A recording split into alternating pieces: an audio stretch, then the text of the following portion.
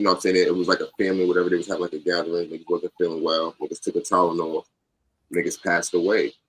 So somebody else had a gathering, kind of the same thing happened. Two people, there was like a couple, they wasn't feeling well.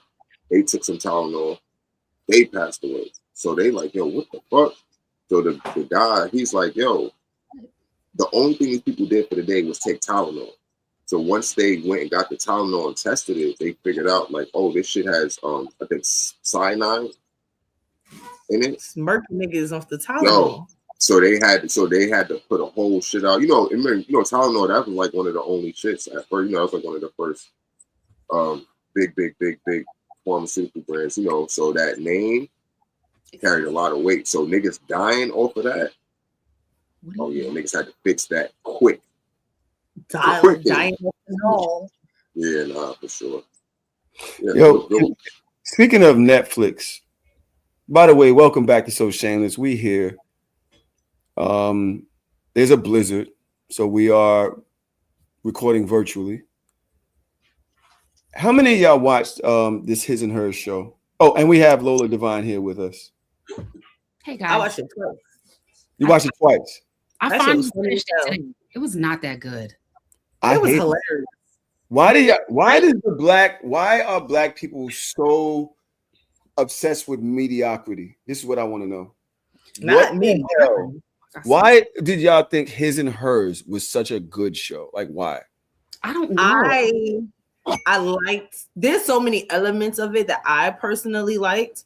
I just like the plot twist. I like the not being able to kind of navigate who was the murderer and why. I like the whole last episode. It's like, oh, it was me. And I'm like, that's crazy. There's only one element of the show that I think was complete and total bullshit and I was never going to go for. But other than that, it's just entertainment. Like you got to realize like niggas is not writing real shit anymore. Like the entertainment is not entertaining anymore. So it's something that can have me binge watch the shit twice. I'm happy. I'm totally see, okay. I didn't binge watch it. It took me so long to finish it, and I only finished it because one of my girlfriends was like, hurry up and finish it. And I finished it today and it was like, okay, the plot twist was cool. Oh, the mom did it. Other than that, I was not impressed. No spoiler alert, Lola. You just it's not really a spoiler alert because the whole world has seen it already. Everybody keep talking about it. So like if you type in because I'm like, what about the show? So yesterday didn't see it. And I said the ending of His and Hers, and the AI overview already spoils it for you. So I personally think, what the fuck? I watch dramas so I could try to figure it out. The clues, try to figure out what I'm not missing, things I could go back and catch. And the husband had having nothing to do with it. Actually, he was just kind of like sucked in to her plan. He had they was trying to make it like it was him, then it was her, then it wasn't her, it was the mom. Yo, what? Come on, yo, where the mom come from? Why? But we know why. Why? Because she said, I'm willing to take it to the town for mine. I watched the whole show. I'm invested for 6 episodes. Thank God. Thank you, Netflix, for making it 6 episodes, by the way. Y'all ain't got to drag 8 and 10 if you ain't got 8 and 10. Not for nothing, they could have made it 4. It was very I didn't think it needed 6. What? Why did we need the mom? We didn't need that. The fat girl being a blonde newscaster wasn't good enough. No, you know what? It's actually fitting because the elders are just overlooked, unappreciated. No one pays attention to them. So maybe we should start. They not capable of some wild shit. And bro, then they could have baked that into the whole plot line. They did. Yesterday, I swear to God, when you watch, you hear what I'm saying? Because I'm not ruining nothing. The show itself was, the problem is the show was pretty good. The end, I hate fucked up endings. I hate you didn't like that. You ain't like the ending. That's crazy. It was ridiculous. So the whole show, I watched 6 episodes. For everything I watched to get thrown out the window, in the last 45 seconds, she get a letter that says a bunch of shit that did nothing. It had nothing to do with nothing else. It's just out of nowhere. You get a letter and it's like, oh, fuck everything you saw. Fuck So all it that was shit. lazy. That's some other You don't shit. like it because it was lazy. It was lazy, and they didn't have another way to wrap it up except for that. You know what I like? Exactly. Okay. I like get the that. smile between the mother and the daughter. Yeah, I like that. She went from like, my mother's a fucking serial killer to like, that's my bitch. That was Also- it. That's all I like. Also, My- by a down. proper book, your mom's is a psychopath, So and you just sit there all like, my ops is dead. So No, my sister. all my ops are dead, and my mom's was the one. She facilitated it. And now we can live happily ever after. Can I tell you the one issue that I have with the show? It's only one. Okay. the black girl fucking the There white is girl. no way in heaven, hell, or in between that I'm finna marry The the brother. brother of a bitch that set me up so crazy like that. There's no way. There's not enough love in the world. There's not enough white niggas in the world. Like, I don't know what is wrong with everybody. Maybe I'm petty. Maybe I just can't there's certain shit I can't let go.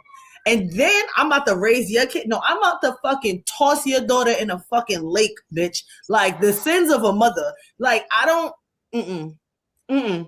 I don't see it. I don't see that. Like, Lola, tell me if I'm bugging. Like, I mean, I didn't want nothing to, when I first saw her, I thought she was a meth head. I didn't know who she was. And then when I figured it all out, it was like, you want to be related to her? Why did you marry this man? He's not even that fine. And why'd you go white? Why you couldn't find a black man? Like, what's happening here? It was too much. Because she was a half and half too. So, you know. Wait, did they say who her father was? No. Oh, but you look at her. Yeah. I don't like it. All right. Sinners has spoiled us. A lot has gone on. By the way, I watched Sinners again. Shout out to Sinners for getting all of those Oscar nominations, I believe. 16. I think the most in history, right? Yep. Sinners was a phenomenal movie. So anything we watch now is held to that standard, and that's why we're looking at things like, I'm just trying to recall some shit. She's not sure. What is going on? You all right? She's telling people to get out of it. Drew come in is like, how many did they win? And I'm not trying to be like crazy. Like, it's nominations. The Oscars didn't even happen yet, bro. That's just hateful, small people energy. Don't worry about him. Just, pat him on the head as he walks by and keep it pushing. I will punch you right in your fucking shit. That's crazy. That's crazy. You should get your man some platform shoes first. I was gonna say something. You gotta stop because I almost took it to hell. Leave me alone. Why? Leave me alone. Shout out to Sinners. I watched it again this week, and it really was an excellent movie, bro. I don't see what people see when they say people who didn't like Sinners. That's like you don't. I don't want to say you don't like black people, but you have issues. Like, something inside of you rejects black people shit. That shit was fire. I've seen black people saying they didn't like it. It was overrated. You know what it is? People, especially people that waited until just now when it came on Prime to watch it, it has been built up into such a great hype that they go into the film with all these preconceived notions. Yeah, so the ones that actually watched it in the theater, we got to experience that entire cinematic excellence, that have been paying attention from the beginning. We went in empty. It was just a blank canvas, and we let Sinners fill it up. Now you're going in with all this idea based off of 8 months of you reading shit on social media. And then you just also have people that just want to be contrarian. Like, you just want to be the one that's like, why do they do that? Because they stupid, and that's the only time that they could say something that even gives some type of value. Like, there's certain people, there's certain people that their opinions can never matter to me.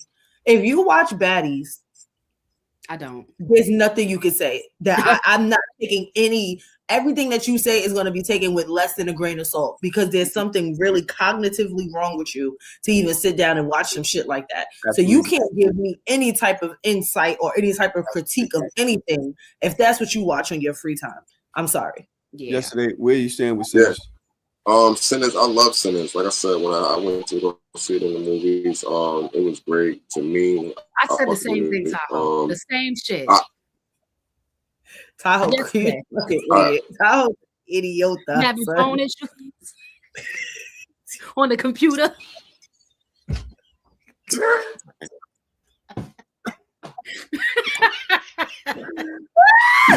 nigga. Right when he's getting Yo. good. I'm not. Nah, yesterday you're Yo. good. Your friend just.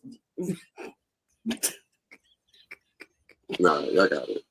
No, I just It was wanna cool. know- It was good.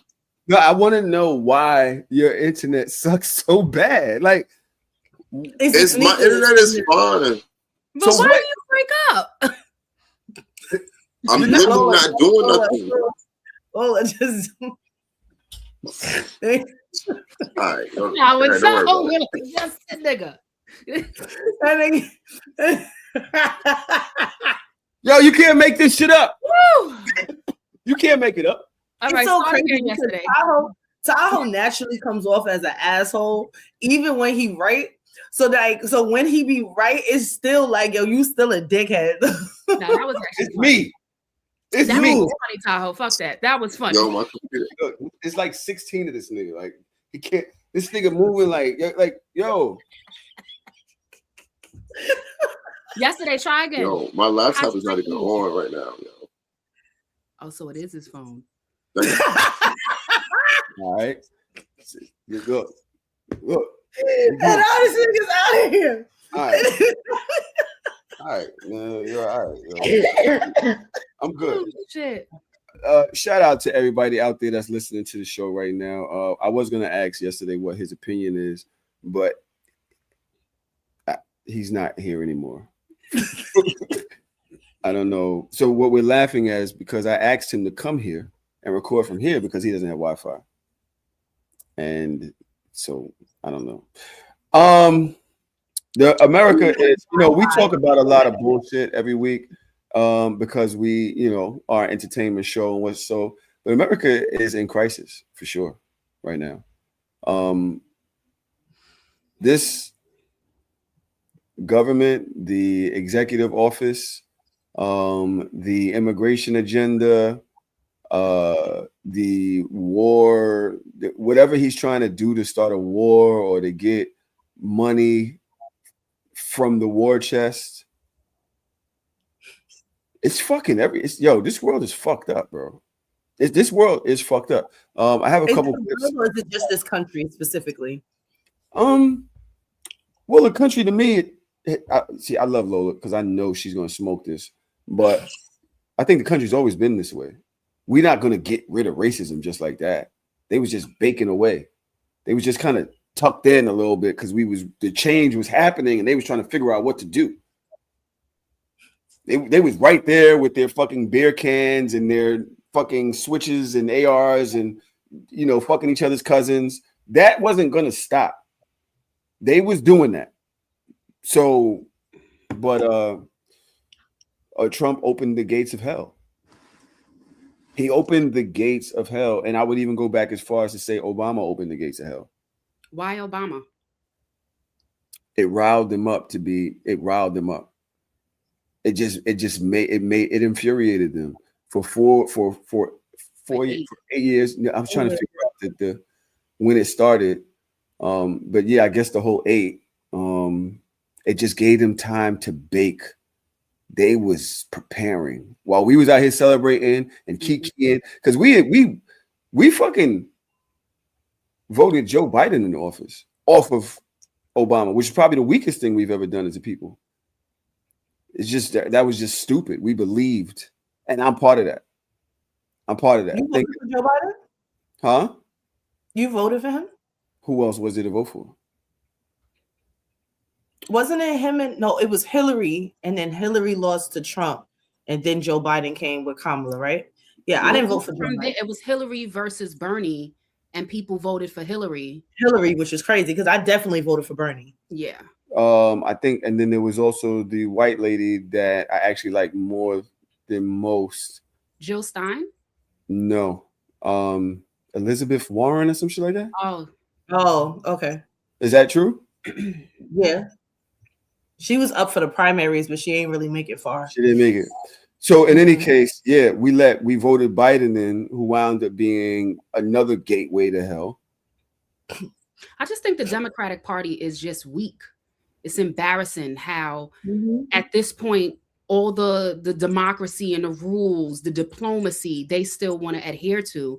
And we're clearly in times where we have to fucking rebel. It's so odd to me that a movie like One Battle After Another can have this level of revolution and it be given all these nominations on why it's the best film and they're talking so in depth about it, but now nobody wants to fucking revolt.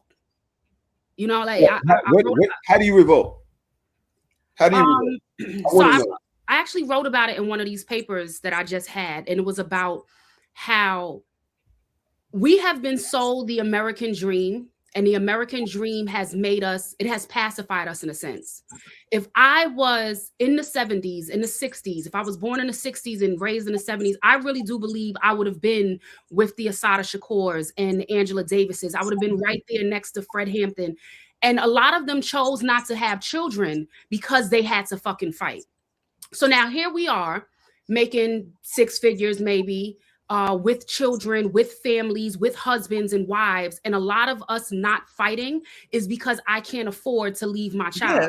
Whereas in the movie, One Battle After Another, we saw Tiana Taylor say, fuck this kid, and still carry on the fight. You know what I'm saying? So like revolting is really going to consist of not giving a fuck and having to let your children know I won't be here. It's going to be setting up some life insurance policies because I'm going to go outside and if I get smoked, I get fucking smoked.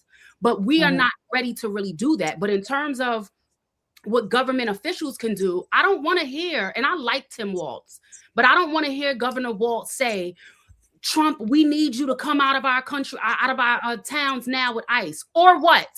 Or what? If they don't fucking leave, then what are you going to do? Are you going to deploy the National Guard? Are you going to stick the police on them? Like this shit is going to have to get nasty before it gets better. But I don't want to talk like that knowing that I'm not prepared to get nasty with it. And I'm really not. Facts. No, I get that because I remember like being in college and shit and outside and marching and doing all the Trayvons and the, you know, just like all walking through all of New York City and talking to the cops crazy and like, and it's just like, I didn't have kids then. I didn't have a career then. So I didn't really have nothing to lose. I was just a college student.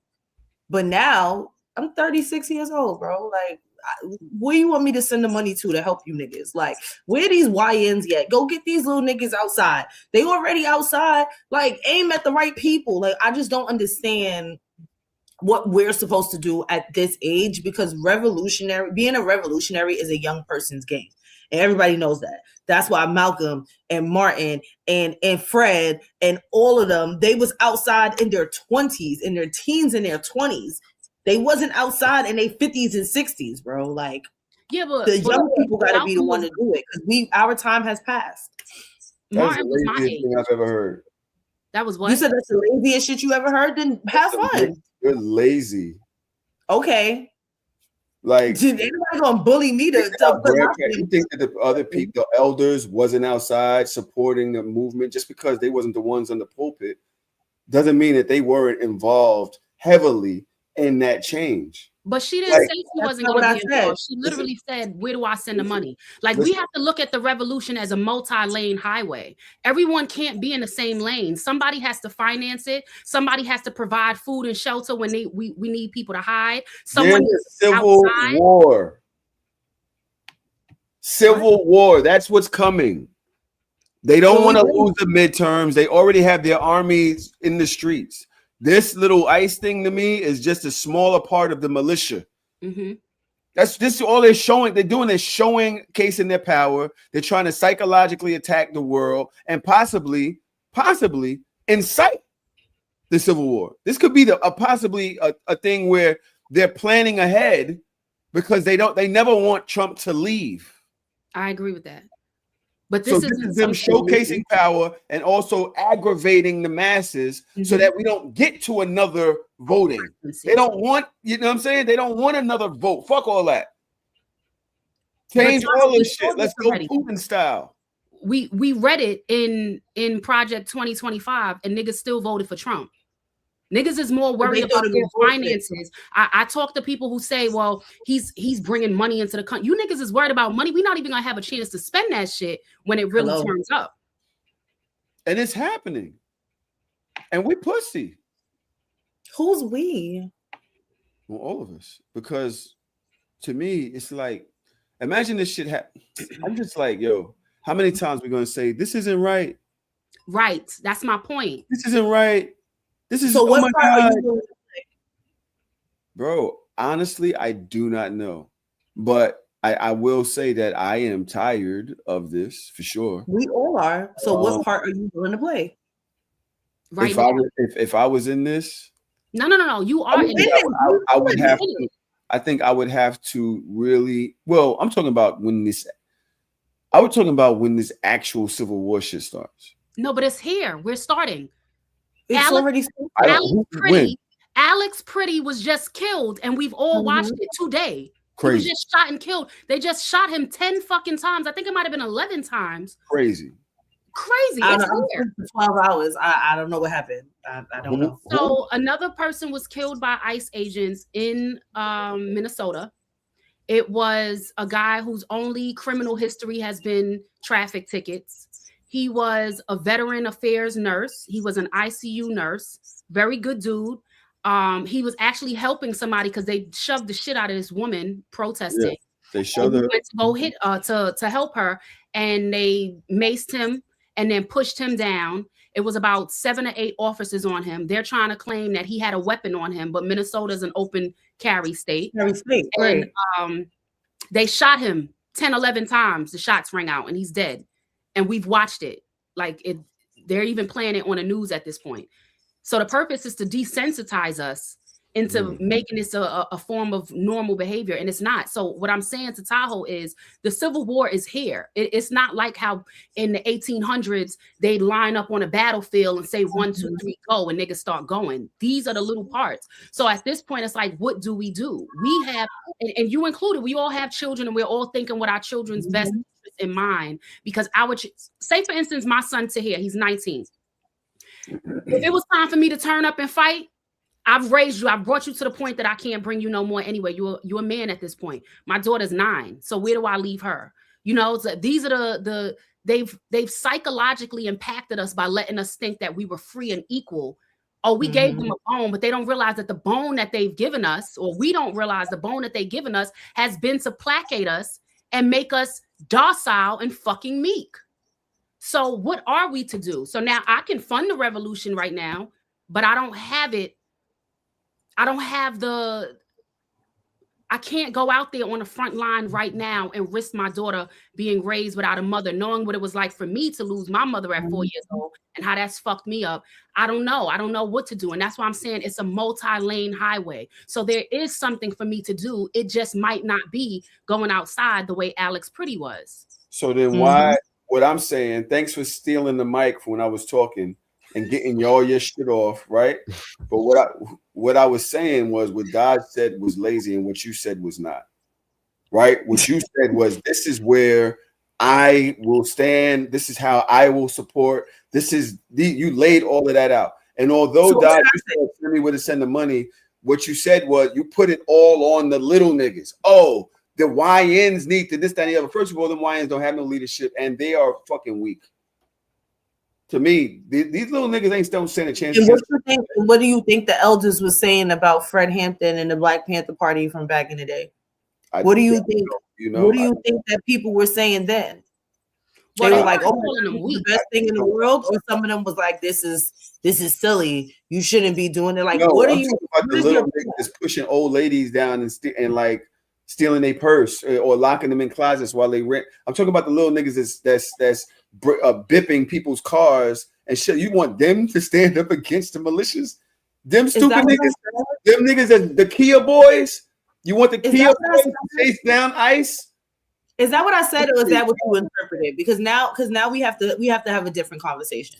Is that what I said, or is that your interpretation of what I said? I don't know. So what are you saying, Dodge? Like, what should the YNs be doing? Are we arguing? What I'm saying is that being outside and being on the front lines is a young person's battle. That's my point. If we even go back to the sit-ins at the counters and stuff like that, those were college students mostly. What I'm saying is when I started going outside and I started protesting, I was also in college. But as time has progressed and you have developed different levels of responsibility, that is not the lane that I can be in today because I have too much to lose. So what I'm saying is it is still a young person's game. So how can we, being where we are, help and fund what they need to do? Because it's not going to be the millennials. We're supposed to not be outside no more. It's the young, that is a young person's game. I still think that speaks to what Lola was saying. We're too comfortable. My grandmother got arrested protesting in the street at 76 years old. Like we're just they gave us enough to not want to lose where we are without thinking where we should be. Yesterday, what do you think? Yeah. Have fun, y'all. Is my audio okay? Yeah, you're good. I'm good. Okay. I think what Lola said is completely right when she said it's a multi-lane highway. There's so many different layers going on, I think, specifically in this situation. But to speak to what Dodge is saying about the YNs or that factor of it, right? I think I get what Ty was saying about it being lazy, because to say like just at this point now, like you have too much going on basically to be on the front lines. I just feel like, I mean, everybody has a lot going on, and I'm sure the people back then had a lot of shit going on too. So it ain't like it stopped. Like, I mean, they had shit going on, but they still was on the front lines in any way that meant possible. So I think we passed the buck a lot in our generation. Like we kind of like we play hot potato with the responsibility of things as it was done for us, right? We got thrown a hot potato, so so in turn we probably did that thing as well to the youth. But I just think I don't know. I just think that there's so many things that I've seen over the time. I don't know if y'all how closely I follow NBA YoungBoy, but he had a little interview clip that went out or whatever recently, and they asked him what did his album mean. He has an album, Make America Slime Again, and they asked him like, yo, what does that mean? And he was like, yo, that meant, he said it meant follow whatever Trump applied. And it's that type of foolishness that you see that the youth is gravitating to. And it's like, these are the people that when we was growing up, how we looked up to Michael Jordan and Kobe and Tiger Woods or whoever, these different types of figures who wasn't exactly they weren't the greatest people, but they were great at what they did. We don't even have those type of people anymore, but they're also disseminating bad messages as well too. So I'm just looking at the whole chain of events. Like Lola said, it's so many highways of why this is bad and why we're in a bad spot. But it's also our role too. We played a part in getting here. We had this conversation on the show. All of the black people in our circles and our orbit that was going for the Trump shit. Like, we're not here just because of the other side. We're here because of us too. Like, so I think we'd have to take some accountability on where we at, because we played a part in this for sure. Not saying us in particular, but us as a culture for sure. I do want to stop down and say, yo, this isn't even Dodge, I apologize for saying what you said was lazy. You want to know why? Because that's the beginning. We need to be more like unified and passing the buck, pointing the finger.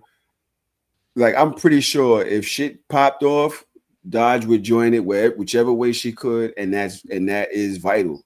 You know what I'm saying? So what's happening now is we're all so separate. We don't even have a base. Everybody's like, well, you could have been doing that, or you could have been that. Well, this is your fault. And that's kind of, I don't want to do the same shit here on the platform, because we are in deep fucking shit. But you heard what you just said, Tahoe, on the platform. Like, there were members of the Panther Party whose focus was primarily getting the word out, creating the newspapers and getting the word. Every nigga with a mic has a responsibility at this point.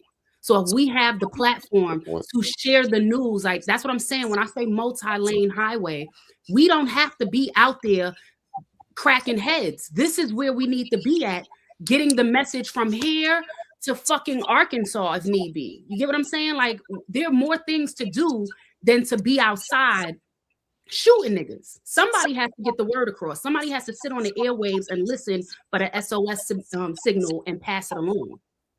I totally agree. Totally agree. Thank you for that.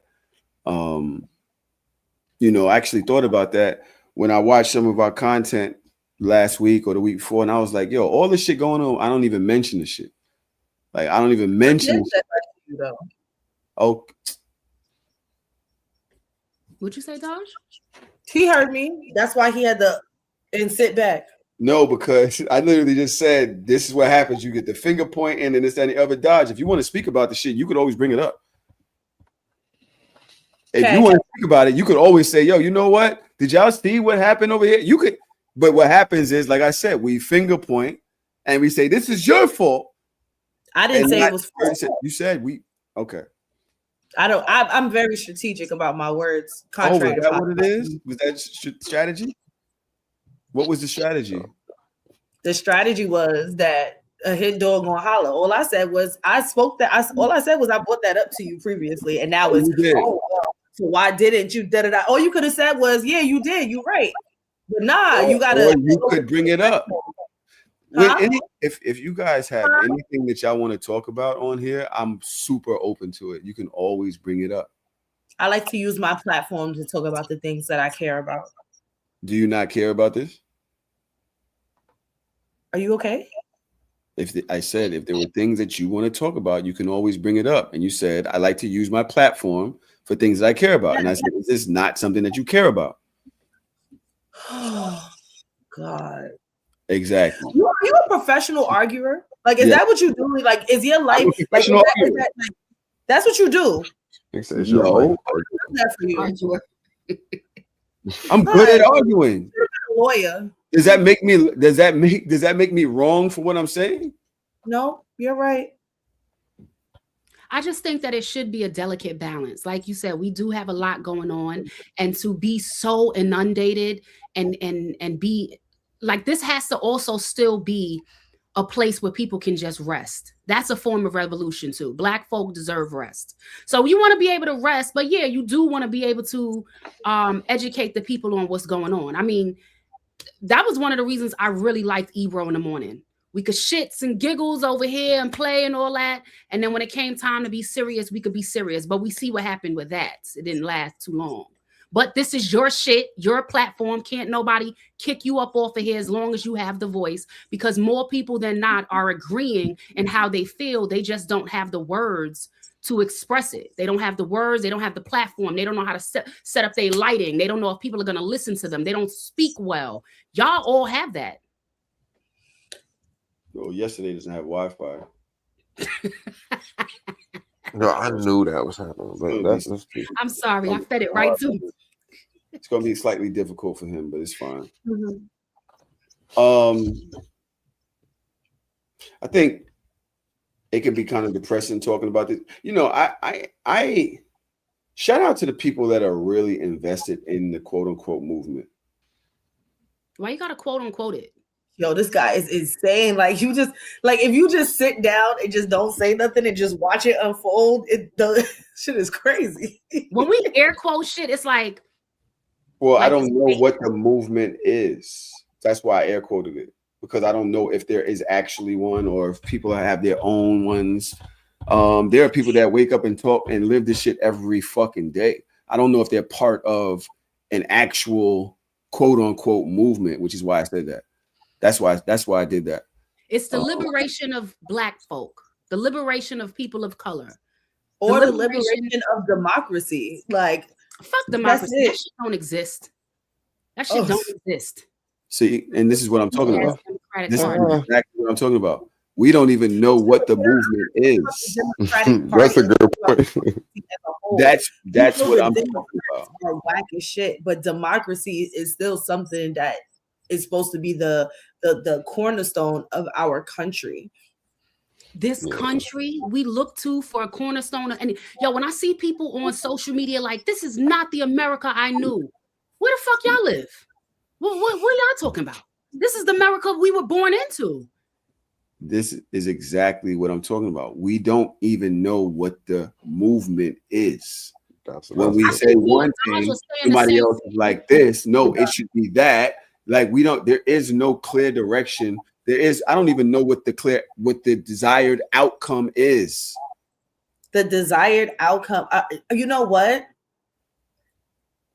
I'm gonna let that one. That's a good point because we can't even agree. Like you said, we can't even agree on the facts, like just the basic facts. Simple as what do we want? Democracy, republic. We can't agree on that. Like there's gonna be push and pull on any one thing. So it's like, how do you know where to go if we don't know what we want? We don't have a common goal. What is the common goal that is clear? I think that the clear goal that we're all overlooking is the fact that we have a totalitarian trying to take over a democracy, or what was said to be a democracy. That is the biggest issue here.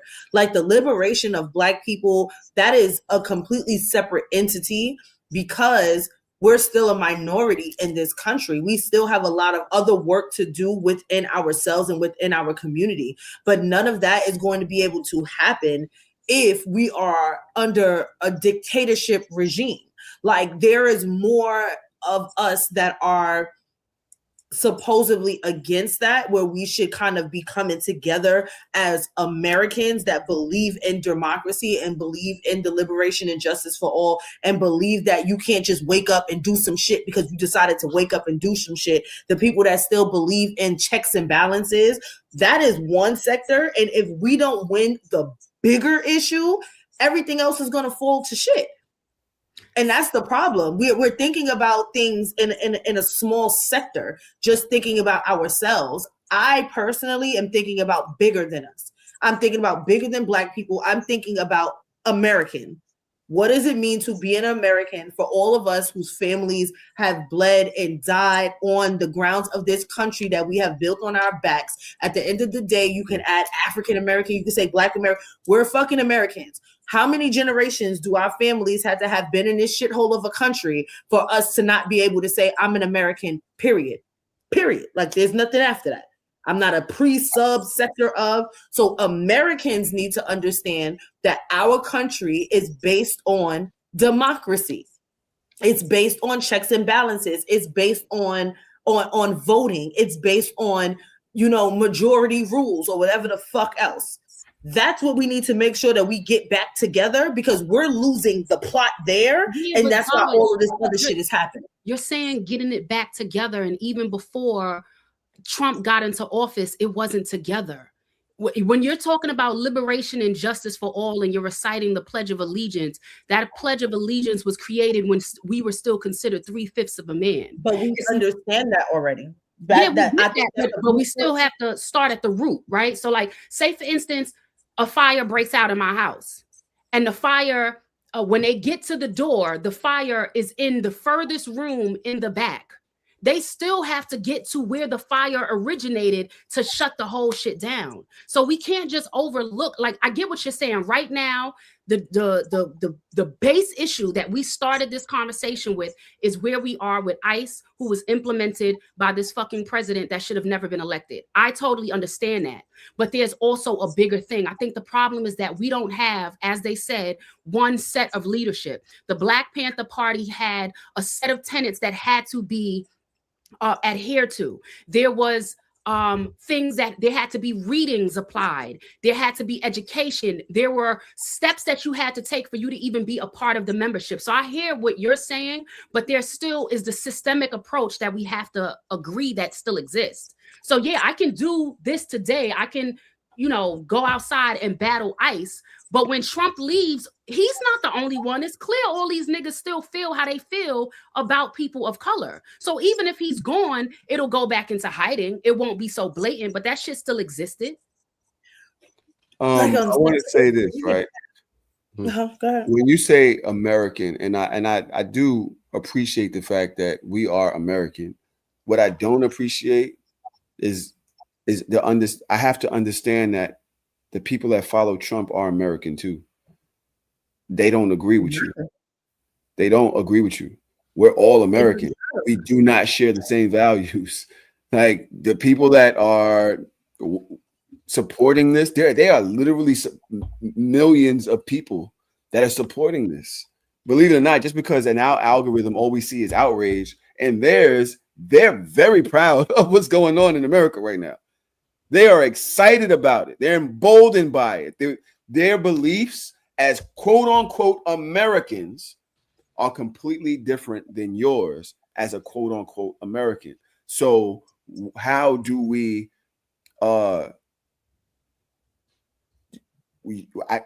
I just can't see what using that to change anything is. If it can't be just based off American values. They're all different.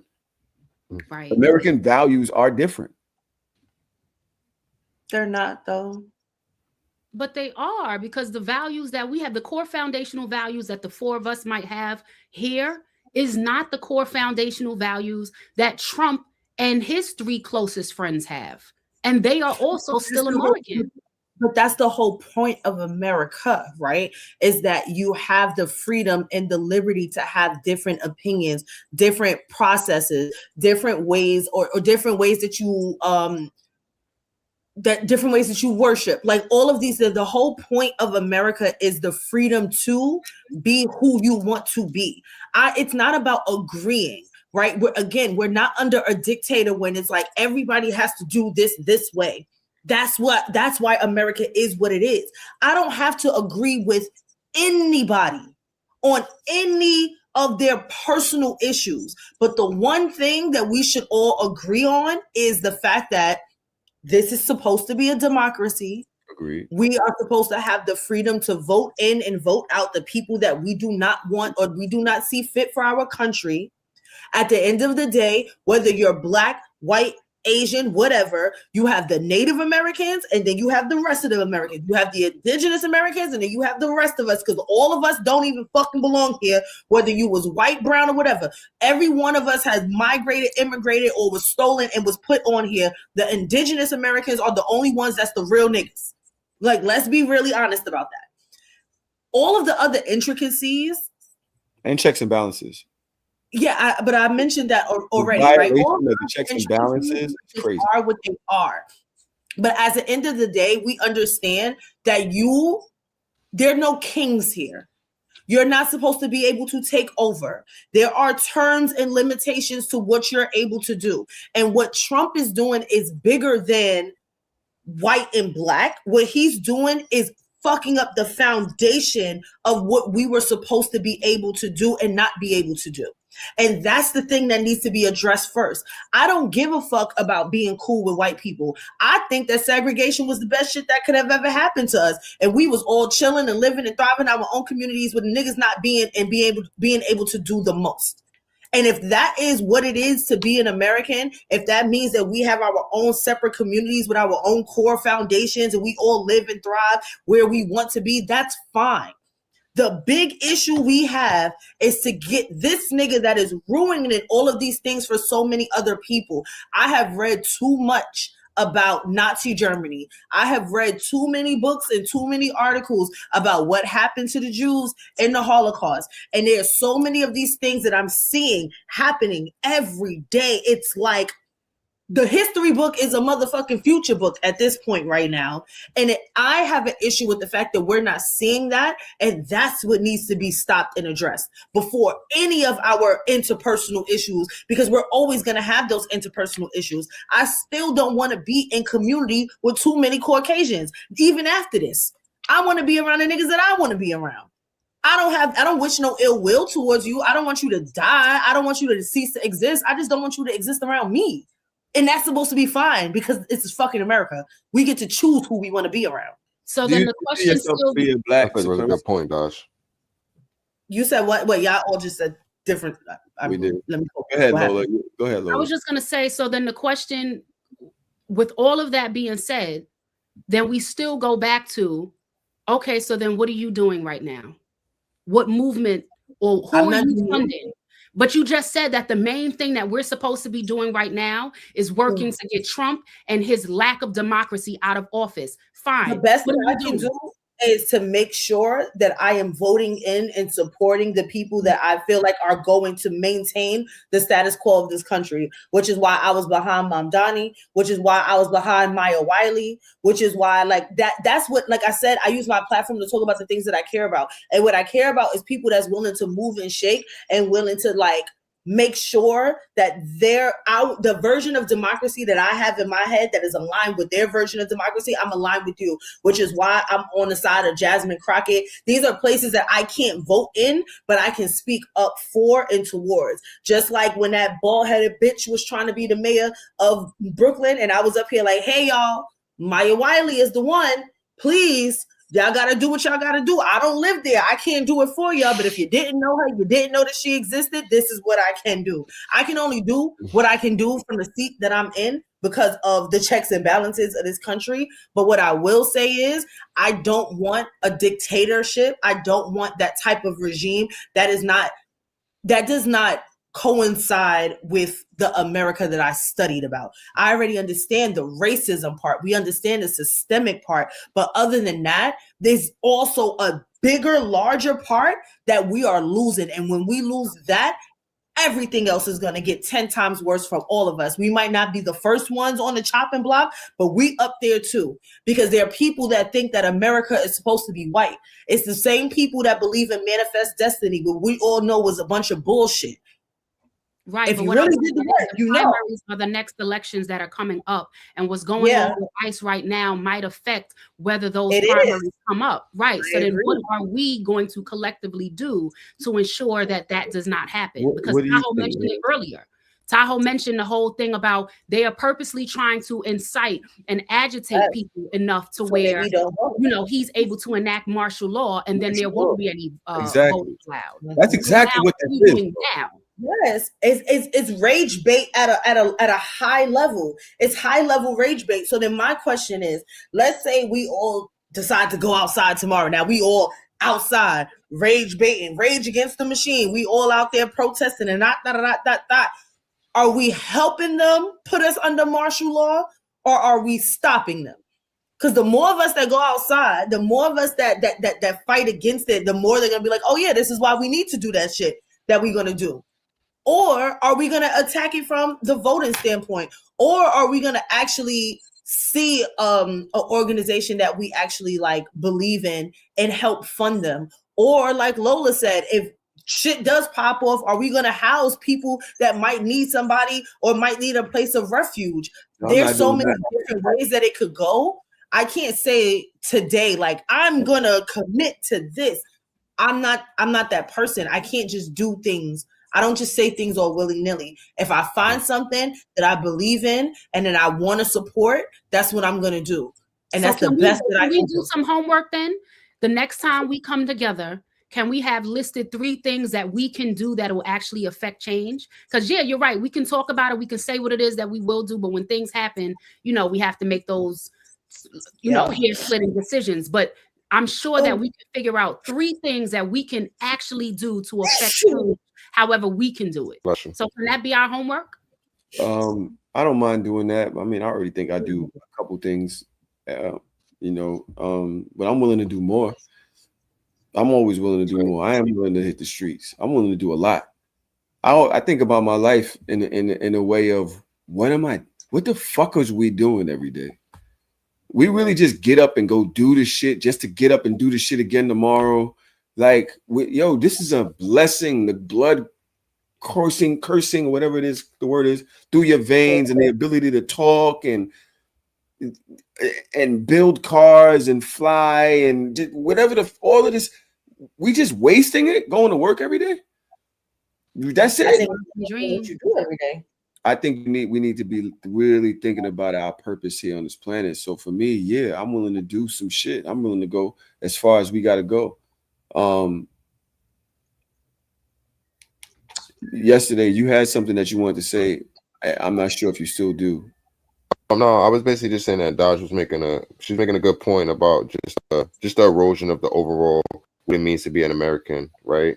And when I first came on the show, I told y'all, I was like, yo, Elon buying Twitter was one of the worst things to ever happen. I said that mad long ago. I kept saying that to Elon. I was like, yo, why y'all keep saying that?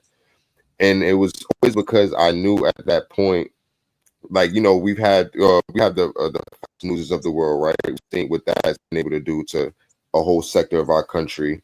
And I was basically like putting that into billion people's pockets every day, 24/7 Fox News. So now just average regular people who are not on any side getting brought into the shit just because they're being fed misinformation and bullshit over and over and over and over all day long. You know what I'm saying? So I feel like, and like Doc said, like when people are questioning, like, what do we want? Like you said, there's no kings here, but we can find a whole group of people who say, hey, I want Trump to stay forever, and really mean that shit. And it's like we're not even on the same field here. We're not even in the same matrix anymore. You know what I'm saying? We're so far out the matrix, we can't even agree. Okay, we might not like Bush, Obama, Clinton, this nigga, but hey, listen, in 8 years, them niggas out of here. We could all agree on that. We can all agree on that. Like, so when This shit ain't forever.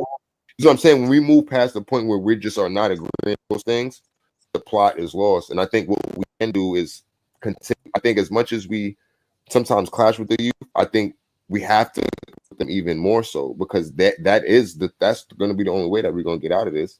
Like, we can go on the front lines and do a lot, but we're going to need them going forward, because this is an active fight.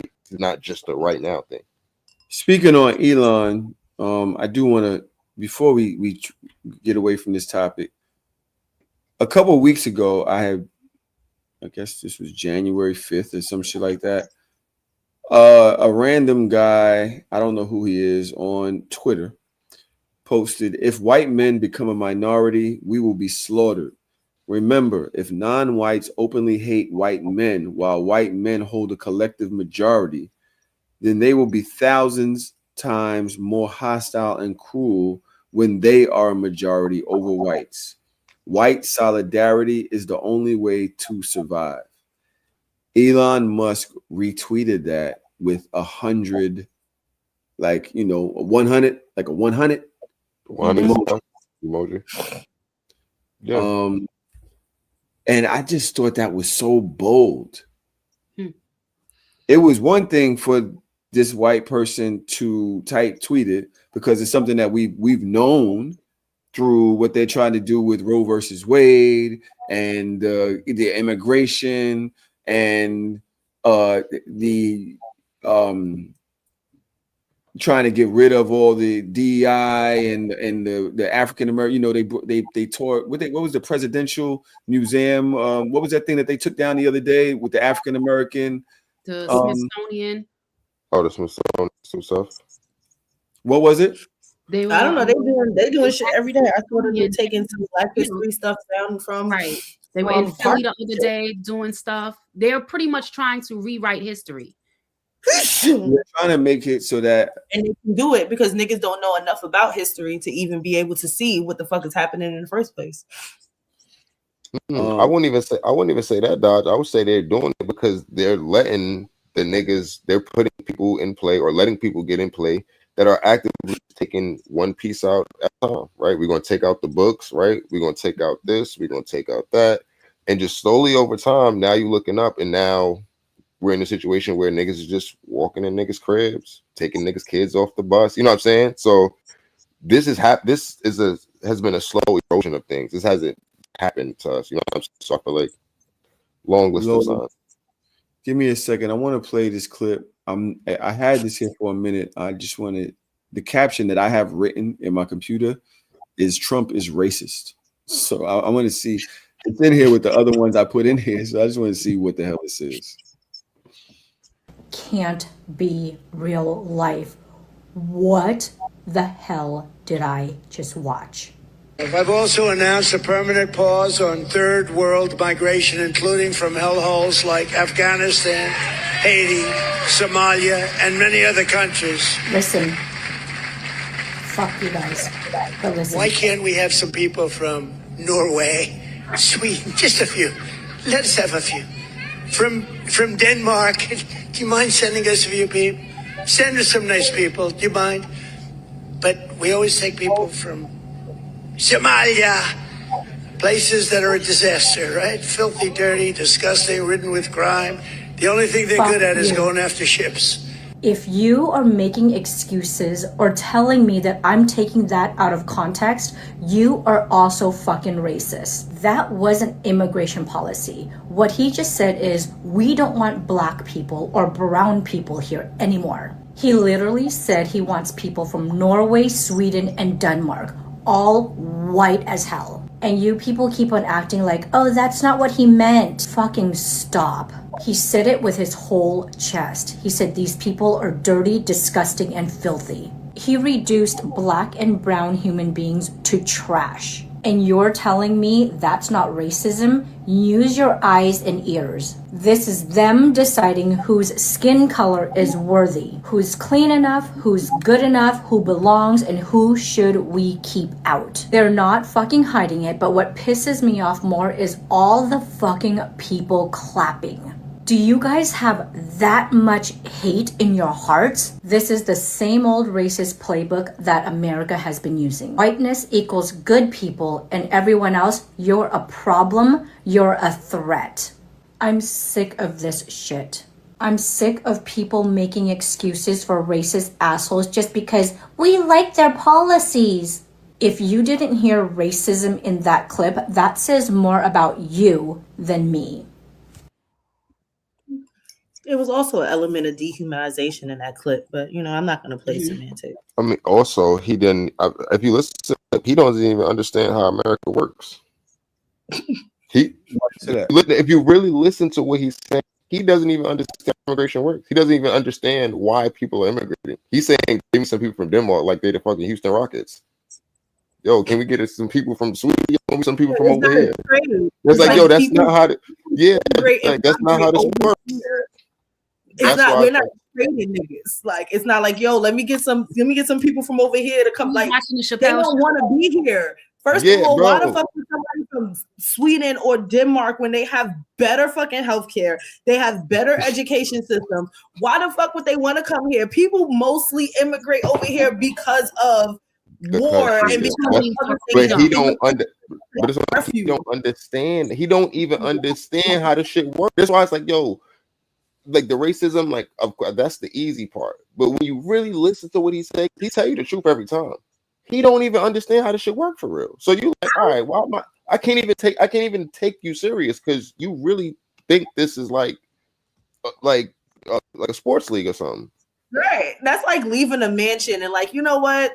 I want to go live in a trailer park for the rest of my life. Like niggas don't do that. Like if I'm good in Sweden and Denmark. If I'm not in danger over here, I'm not coming to America for shit. I'll come for a weekend at best. Nigga this is what I'm saying. Me some like, people.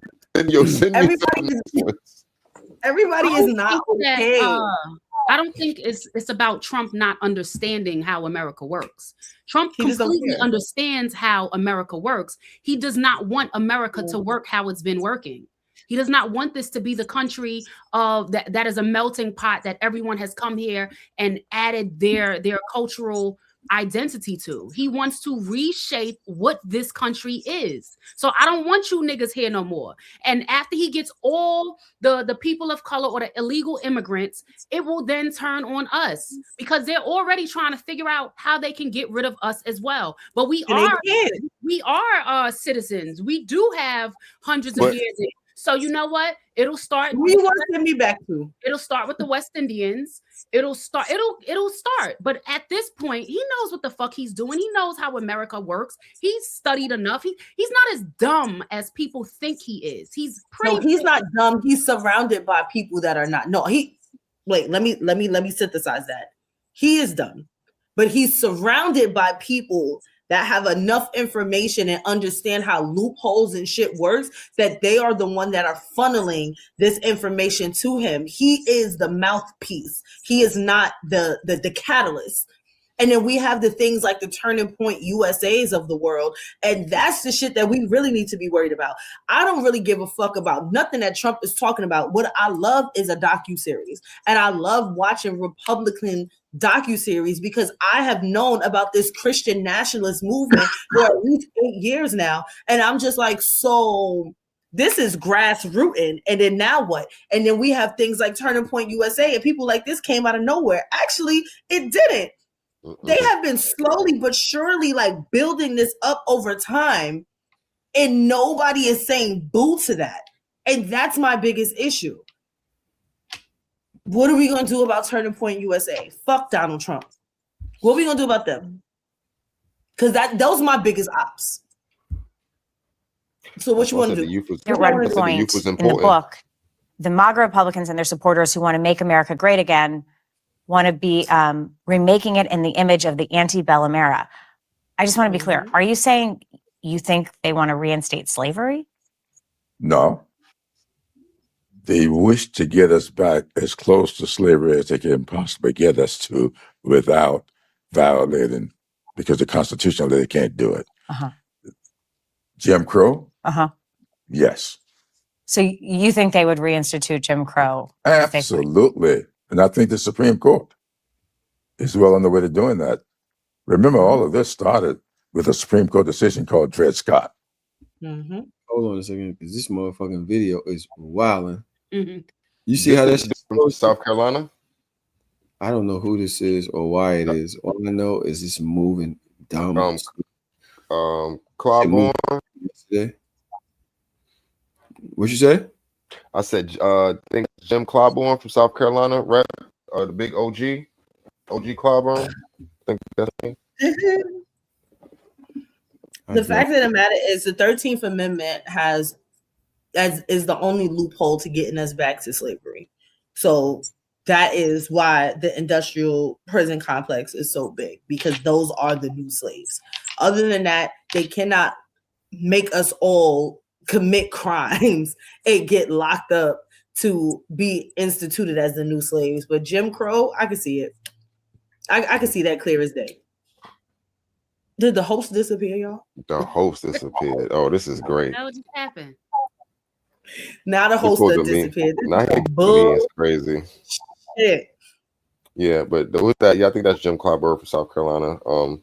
I think he's dialed in, of course, like he's definitely dialed in. But I do think that, they're gonna get us closer to the bullshit as possible. Like if they can't do that, like they're not. We are the long game. We're not the focus right now. And we don't have to be the focus right now because we're too divided between morality and financial gain. Mm-hmm. And I'm talking about people that, not just the skin folk, but the kin folk. You be sitting here talking to your kin folk and they over here talking about, well, the money, well, Mamdani's a communist. Shut the fuck up. Like, shut the fuck up. What are you talking about? Niggas don't even know what these words mean. I was about to say, niggas don't even know what this shit even mean. You saying, I heard this nigga say this shit at 5 o'clock. I heard Sean Hannity. So I'm gonna just go ahead and repeat it. So that's why they don't have to focus right now on the black folk, because the black folk is so divided that they not even paying attention. Half these niggas want to go to school and be literary agents, and the other half want to sit in fucking 95 South and smoke hookah all night. So they ain't focused on us right now. They focused on the other shit. But once the other shit gets cleared out, once they get enough brown and black immigrants out, they'll circle back. So it is up to us to kind of make sure that when they do circle back, we already have our 10-point program. We already got our shit in writing and we know how to handle it, because they're going to do whatever they have to do. And we can keep saying, like, they can't make us slaves again. The Constitution says this. This nigga is trying to change the Constitution. So even that, I'm not buying that he can do whatever he wants to do because he has enough people backing him. And it's not even really about people wanting Trump to stay in office. They know how. They saw how we rallied behind Obama and elected him twice. They know as soon as Trump gets out of office, we are going to rally behind whoever makes the most sense for the most amount of people in this country. And we're going to back that candidate. And then it's going to reverse everything that they want. Because like you said, they don't give a fuck about Trump. It's not about Trump. It's about the reality that they want to exist. But as soon as he's out of office, even the ones that are still stuck on the finances are going to have woken up by that time and said, no, we should vote in the opposite direction. So they don't, it's not Trump. It's the cult following of getting this country to be as white as possible because that's beneficial to them. Like Elon said. It's a cult. And when we're dealing with a cult, you have to understand that we're dealing with people that are at base level mentally ill. Like it really starts there. And this whole like, oh, whiteness, and we have to, you know, make sure that we're in white solidarity is like, how do I say this without sounding crazy? Fuck being political. Why do you care about sounding crazy? Since when did that matter? Good point. Say it. It always matters. Thank you. But whiteness is not a thing. And I need white people to understand that. And I need white people to understand that most of the wars that they fought in Europe were against other white people, and y'all were classifying these people by their religion, by their countries, or by arbitrary things. Like there has never been white solidarity in the history of the world. And this deep-rooted fear that they have that if they become the minority, that Black people are going to do to them what we never was thinking about y'all. We don't give a fuck what you mayonnaise warriors do. We just want y'all to stay the fuck away from us. You think that because if you become a minority that we gonna put y'all in cages and shit, nobody cares. Like niggas have always, Black and brown people have always been doing their own thing on their own side of the equator, under the sun, chilling. We have our own little spats and battles and territory issues like everybody else. However, at the end of the day, every major war, it was y'all. It wasn't us. We just had interpersonal shit. We had our little hood shit. Y'all be wanting to take over the world and then get upset, and then you want to reclassify what's white and what's not white. They're not okay. And that's why I want to be as far away from them as possible, because I don't like being in proximity with crazy people. The question that I have for you guys, before you rudely disappear. Yeah, that video fucked up my whole shit. Hopefully I'm back. I'm not sure. It yesterdayed me. Are you guys Black supremacists? Yes. What does that mean? Give me the definition. Nah, I'm cool. What's up, yes? You're not a Black supremacist. Definition. What's a Black? Yeah, I don't know what that is. So no, I'm not. Because I don't even fuck with a lot of Black people. It could be something I don't know what it is. Like, do you know what a white supremacist is? Yeah, I understand that. But here's the thing. I don't know nothing about them niggas over there. I know about us. And what I'm saying is, I don't know if I can sit here and say that I'm a Black supremacist, because there's some Black people I don't want to be in proximity with either. I want some of y'all niggas to go dash away to some other place too. So I need the clear definition, because I feel like my answer is no, because I don't fuck with all niggas either. So. Well, white supremacy isn't about white folk fucking with all white people. White supremacy is about white folk believing white power inherently superior to those to others, and should therefore dominate society, typically to the exclusion or detriment of other racial and ethnic groups. No, I'm not. I will say no. I'm not a Black supremacist. That's what I'm saying. This is what your words mean to people. You know. I don't necessarily want no beef with nobody people to dominate everybody else, because I don't believe in that. Right. Not the detriment of other people. The only thing my Black ass can dominate is my house. Everything else is everybody do their own thing. I knew it. Yeah. Why'd you ask that? What about you, Tahoe? Do you believe that you are a supremacist? I'm chilling. I'm just gonna. I believe yesterday don't have cups. I'm chilling. Yo, he don't have cups. Wait, never seen him in a cup, right? Okay. Do I believe I'm a Black supremacist? No. See, the thing is that the way culturally, I believe, and okay, are all white people crusaders and colonizers? Like culturally, what is the crusading culture? What is the colonizing culture? Which one of them? Because we can't say white doesn't exist if we then use white to label them. There's got to be. I know there's certain places that came to other countries, and that's how they started building their empires, because these certain people were taking. You're a history major, Dodge. I don't know if you remember this or if you studied Europe and that whole thing. I don't know. So I'm trying to say, all right, which one of these motherfuckers started this shit? What, whiteness? Colonizing. They started that shit. They all of them over there because like Christopher Columbus. It started because of the need for resources. It started from the need huh? Which you said? White? Oh, you said sector? British? Where was Christopher Columbus from? European, yeah. Christopher Columbus was Spanish, and I think that, or he was Italian and rode for the Spanish or some shit. The Europeans, they the ones that started that whole colonialism shit because they don't have good land over there. Like it's wet. It's very hard for things to like really grow. Like you got potatoes and shit like that. You might get some rice, but they didn't really have enough shit to really sustain what they needed. So what they did was they started. European. Portugal. I'm reading it. It says Portugal is widely considered the country that started the era of modern European colonialism, beginning in the early 15th century. Portuguese explorers initiated this period by conquering Ceuta in North Africa in 1415 and subsequently establishing trading posts and colonies along the African coast. And then they didn't have shit, so they had to go find shit in other places. And then when they went over there, they like, oh, this shit is lit. Over here.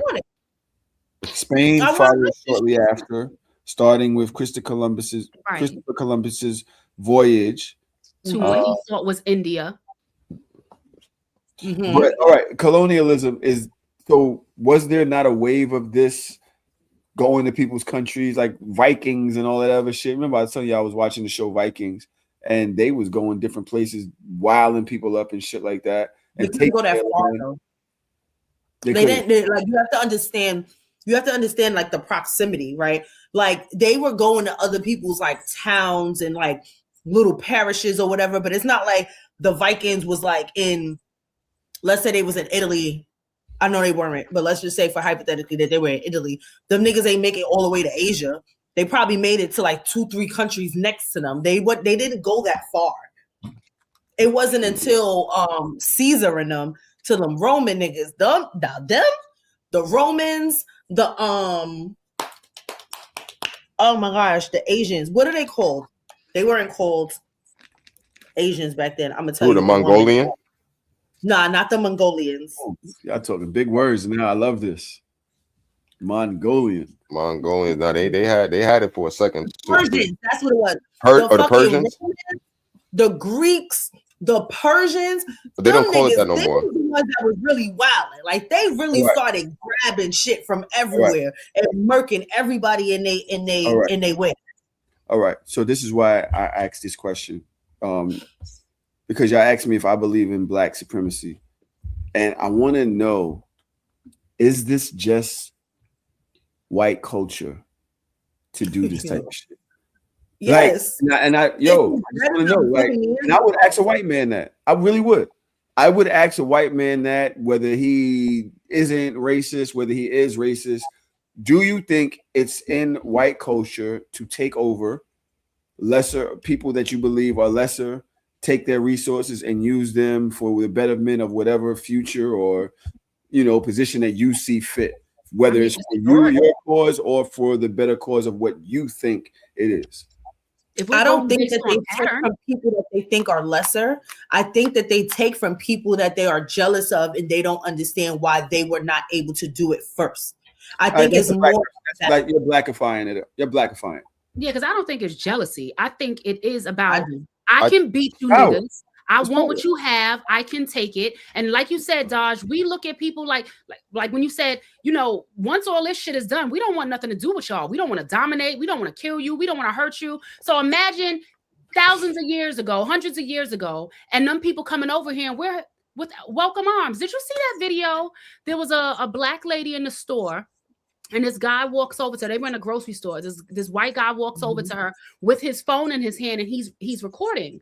And he's attempting to disrespect her, but she doesn't know. And she's like, "Huh? How can I help you?" And he's like, How are you able to afford a $500,000 house? Apparently, his wife is a real estate agent, and they were able to find out how much she paid for her house.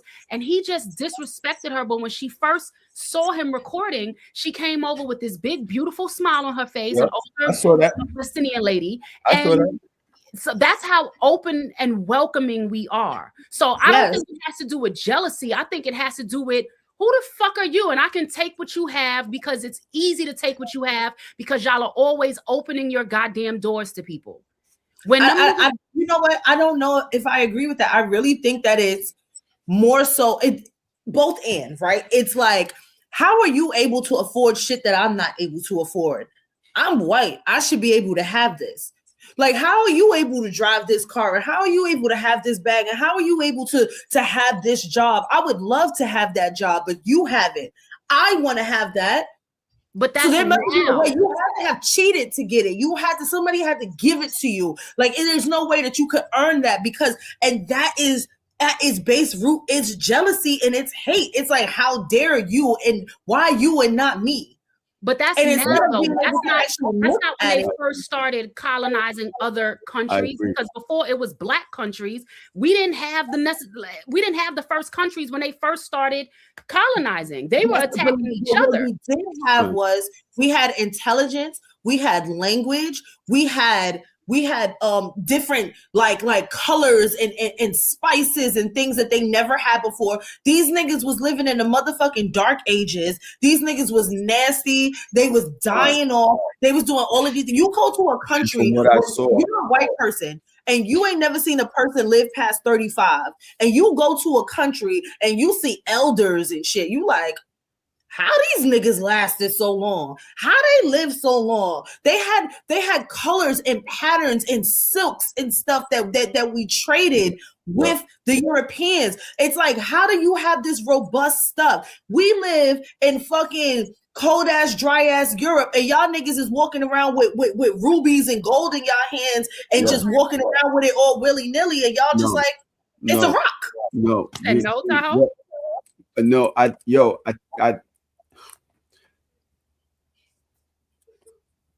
I think that the lack of resources from where they were from, right? Because we've always said that white people don't really have the power to create. They have the power to emulate or to take from other people. So where they were at is barren. Yes. So they're there and they're like, yo, we need resources. There's an island over there. Let's go over there and see what they have to feed our families.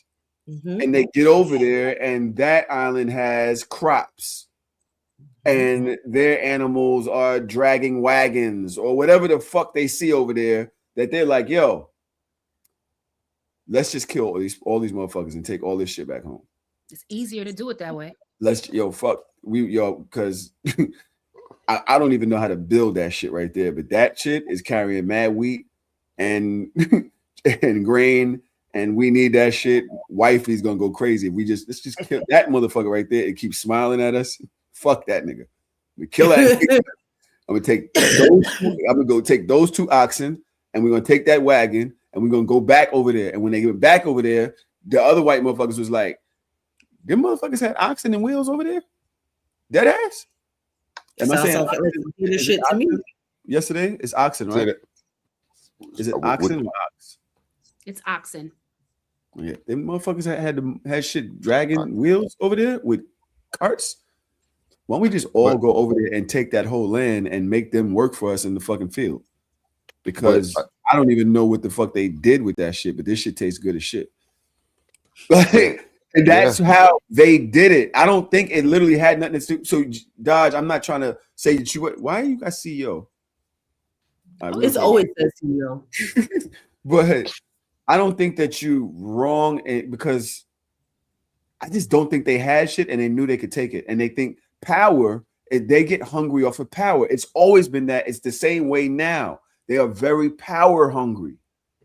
So the reason why is because I know I could take it from you. I can rule you. I can make you do what I want you to do.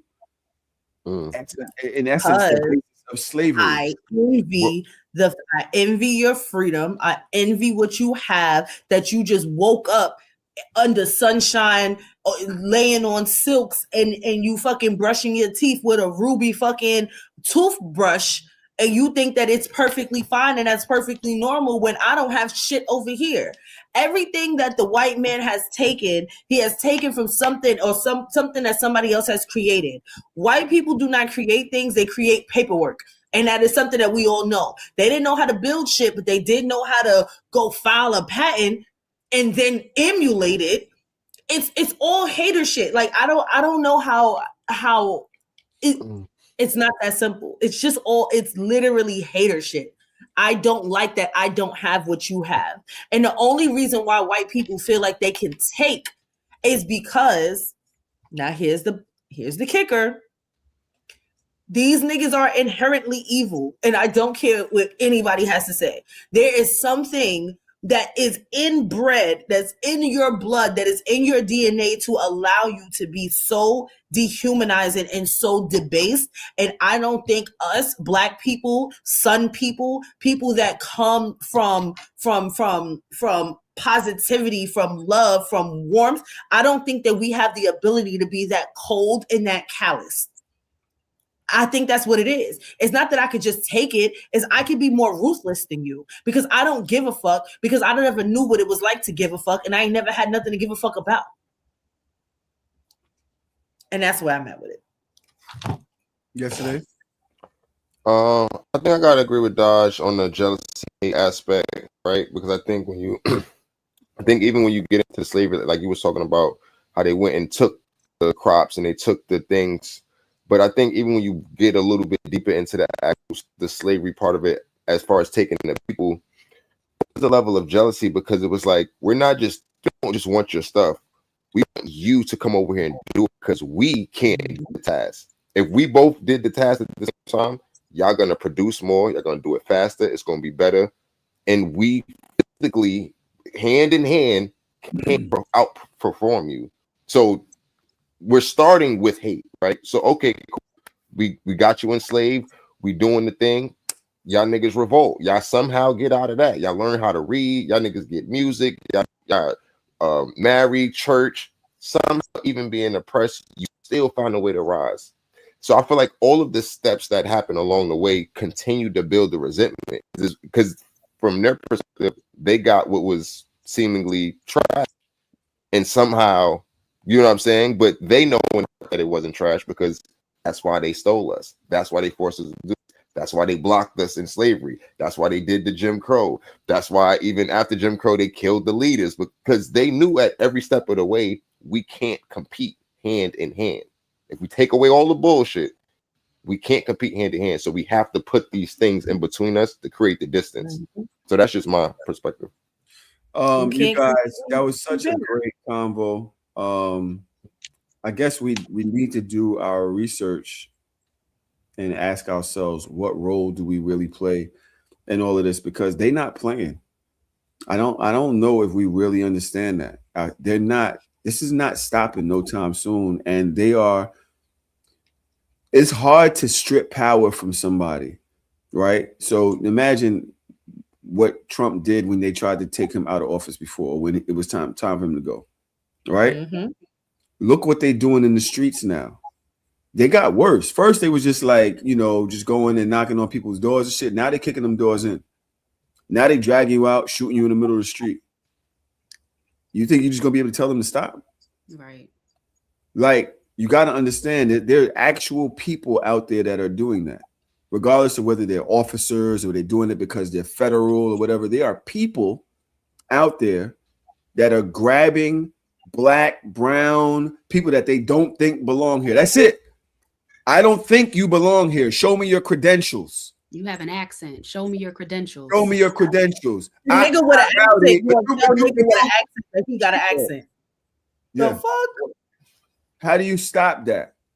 Because removing them, like, say the next person comes in, say they do impeach him, and in the midterms or whatever, and they get somebody else in. Say that happens, whatever, right? We don't got time for that convo, because I want to talk about men versus women shit.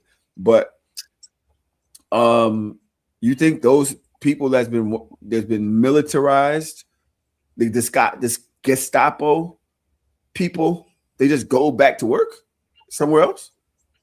Like say we all right, no more ICE. Say you think that just stopped? These motherfuckers is power hungry, and they've been working out. They've been pumping their veins with hate, and finally we win. Finally, you think they go away quietly? They didn't come in quietly, so they definitely not gonna go away quietly.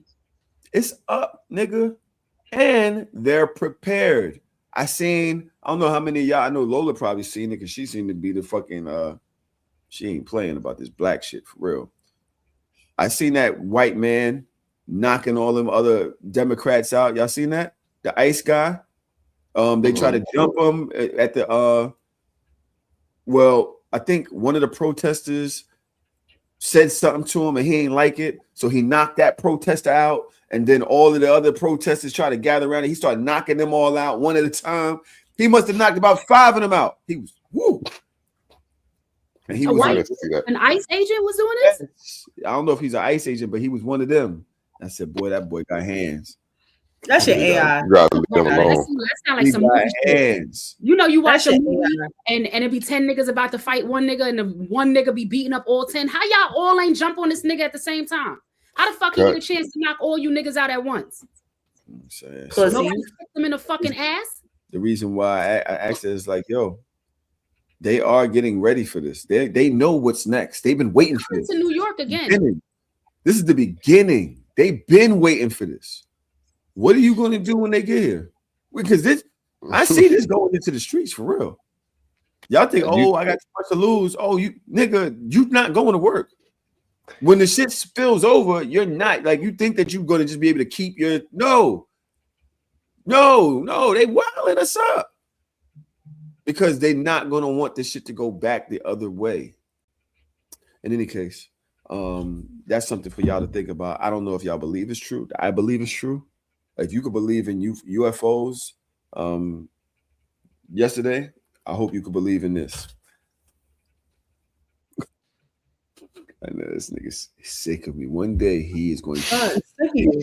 You're horrible. I'd be sick of you too. One day he is going to punch all me. These things are true, my brother. All these things. Corey Holcomb, I'm not sure if this is going to play. I'm disappointed in him because my Wi-Fi is yesterday. But apparently he punched a woman or hit her in the face recently. The surveillance footage outside the club joint. Yeah. So this is on the screen. I don't know if y'all can see my can y'all see? No, y'all can't see my cursor. He's in the middle with this hat on over here. The woman is directly across from him. And you can see the moment where he basically is like, all right, well, fuck it then. And that is about to happen now. All right, well, fuck it then. He walks straight up to her. Duffed her right out. Man's with her, starts fighting him. Right? And Corey Holcomb got a hold of his hoodie and like tries to pull his hoodie over his head. Why you can't fight with a hoodie on? Exactly. I don't know if y'all realize this, but all of the guys went over to kind of like get with them. Niggas be pussy. Yeah. None of the niggas got with Corey though. None of them. One nigga got with Corey. Extremely interesting. I fucking froze again. Great. I find it. Yeah. Well, on my end, I froze. I told you I'm yesterday. What do y'all think about this video? Lola, you said you're disappointed. Yeah, I mean, I guess the disappointment comes from who I thought he was, you know.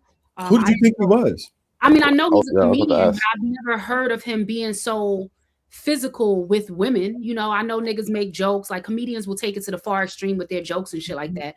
But I was surprised to see him punch a woman in the fucking face. That definitely took me by surprise. I was even more so surprised that niggas allowed him to slow-mo walk up to her and not be like, yo, come on, bro. Like nobody did nothing. That type of shit surprises me. Because in my naive world, I just assume that I'm safe with the men that I'm around, especially knowing that she's a fellow comedian. So they all in the same comedy world and nobody like intervened. That shit is very childish. It's very sad. It's very sick. And my thing is, who's the niggas that's still gonna be fans of this nigga afterwards? Who's the niggas that plenty of them niggas don't want to deal like it's very nasty work, and we got bigger fish to fry. And men are walking around acting like that towards women. You could have walked away. You could have just not had to, like, what is it that she could have possibly said to make you pull up on her like that? And all these niggas standing around and nobody even tried to step in front and be like, yo, you're wilding. And then we sit here and talk about how we all have similar morals and values. No, we don't.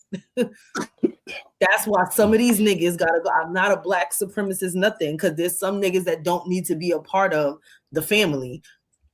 You're not a part of it. It's nasty. I totally agree with that. I totally agree with that. I look at him as he's part of the. He's just a waste of a nigga. Like he's the nigga that is everything that we talk about. And Lola, you saying that you're surprised kind of surprises me. Why? I'm surprised. What do you see in him that would make you think he's anything but that?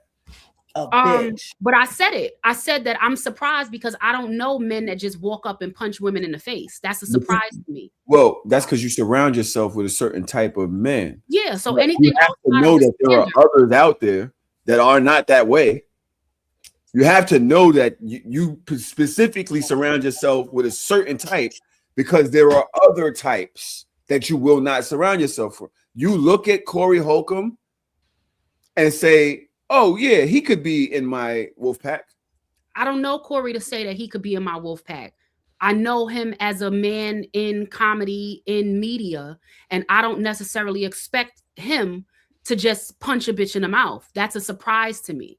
Like, Corey Holcomb says the word bitch like he actually hates black women. Not even women. He says that bitch like he says it like he hates black women. Yeah, if you listen to any, I fuck with comedy heavy, so I watch a lot of his stand-ups. One person who if you told me a list of people who punch somebody, a woman in the face, Hogan would be at the top of the list because he say shit like that. Now that I haven't seen him do it, so obviously it's comedy until it's not, right? But you just listen to how he's speaking, what his jokes are about, and how he goes about telling his jokes. You 100% would believe that, like, oh yeah, you would definitely do some shit like that. You probably even said it on and probably slipped it in there in a bit one time. But I did this one in there. But it's like he probably slipped it in a joke somewhere. Like he probably was doing the bit and he probably said it as a joke, so we're thinking of it as a joke. But he probably really did it. But just real quick, I thought this video was funny because I literally just for 2 weeks seen him and Anton Daniels go back and forth. And Anton Daniels was right in the studio. And Anton Daniels said, yo, we could go outside. And he didn't go outside. So I was a little confused. I didn't understand this on that one. Yeah, with that. You ready to pop on her, but that nigga looked you in your face and called you 57 types of a bitch to your face on the mic. He said, yo, don't call me a dick sucker. He said, yo, I don't give a fuck about what you talk about right now. So for me, if you in that swing, you can't control your emotions. You feel me? The vibe. So if you just swing, then I get it. But it's like it's selective. It seems like I'm only doing these things when I know I'm kind of covered. Am I the only one who thinks? I don't know, Lola. I don't know if you saw the whole Anton Daniels versus Corey. I don't know who that nigga is. He's another content creator, older black content creator, bald head. He's in the Corey Holcomb type of nigga category to me. He's just a different type of nigga, but still the same type of nigga. Black right? Conservative. They were going back. Conservative. No, Anton Daniels. Nah, That's who other he dude. is. They were both in the studio, and Anton Daniels basically told Corey Holcomb, "You suck black people's dick." And Corey Holcomb was like, "Yo, say that dick sucking shit again. Say that dick shit again." And he said, "You do it." And so they got in each other's face, and it became a bunch of all of that. Lola, they put the face with the mics like this. Say it again. Oh, Say they it, call me a dick was sucker. all this? This was a bunch of. Remember back in high school when niggas used to like get up shoulder to shoulder, shoulder, and turn around and like, oh, Yeah. you know what I'm saying? Oh yeah, but nobody does nothing. Niggas keep saying Anton Daniels punked them. I think they both pussy. I think they was both pussy. All of that extra tough talk shit both them niggas was doing. Nobody wanted no smoke to me. And why act like you was? I don't know. Was Anton Daniels acting like he was tough? No, right? No, you know why I can't say that? Because you gotta remember, first of all, Corey Holcomb, first he was disrespecting them the whole shit. And then Corey Holcomb also said that you kiss white men ass. He said that to him. That's what prompted the dick sucking comment. So when Corey Holcomb tried to buck up about that, he like, yo, nigga, you said mad shit to me that I didn't fuck with, but I'm just taking it in stride. So we're not, you can't tell me I kiss white men ass, and then when I say you a dick sucker, you telling me what I can and can't say. We're not doing that. And you know, Corey was. You know why I said that? He stood on business. He didn't fold. He said we could go outside. It's trying to do what was said. It was more about the energy in the room. Maybe that was just my immaturity. Nah, seriously, because you're not coming over to me and threatening me and telling me what you about to do, and I'm just sitting there trying to carry on the conversation and dead the conversation or dead the beat. So I'm not built that way. I'm not built that way. A slap comes just as easily as nothing else. Like it's just, you understand what I'm saying, Dad? It's kind of like, oops, I slapped you. It was even if, yo, you know what I'm saying? Yo, Lola, I know Lola understands. It's not even like I thought about it. It just, shit happened. Yeah, we fighting like because it's not. So you're not coming over here in the midst of all of this. First of all, I think you're gonna steal on me. Yeah, he stood up. The girl moved out the way. Now he's sitting in his face. That's wild. It's a lot happening right now. You did all of that, but you ain't snuff him like you snuffed that bitch outside though. And it happens so fast. It just happens. So you telling me that you could do it here with this girl, but you couldn't do it right there?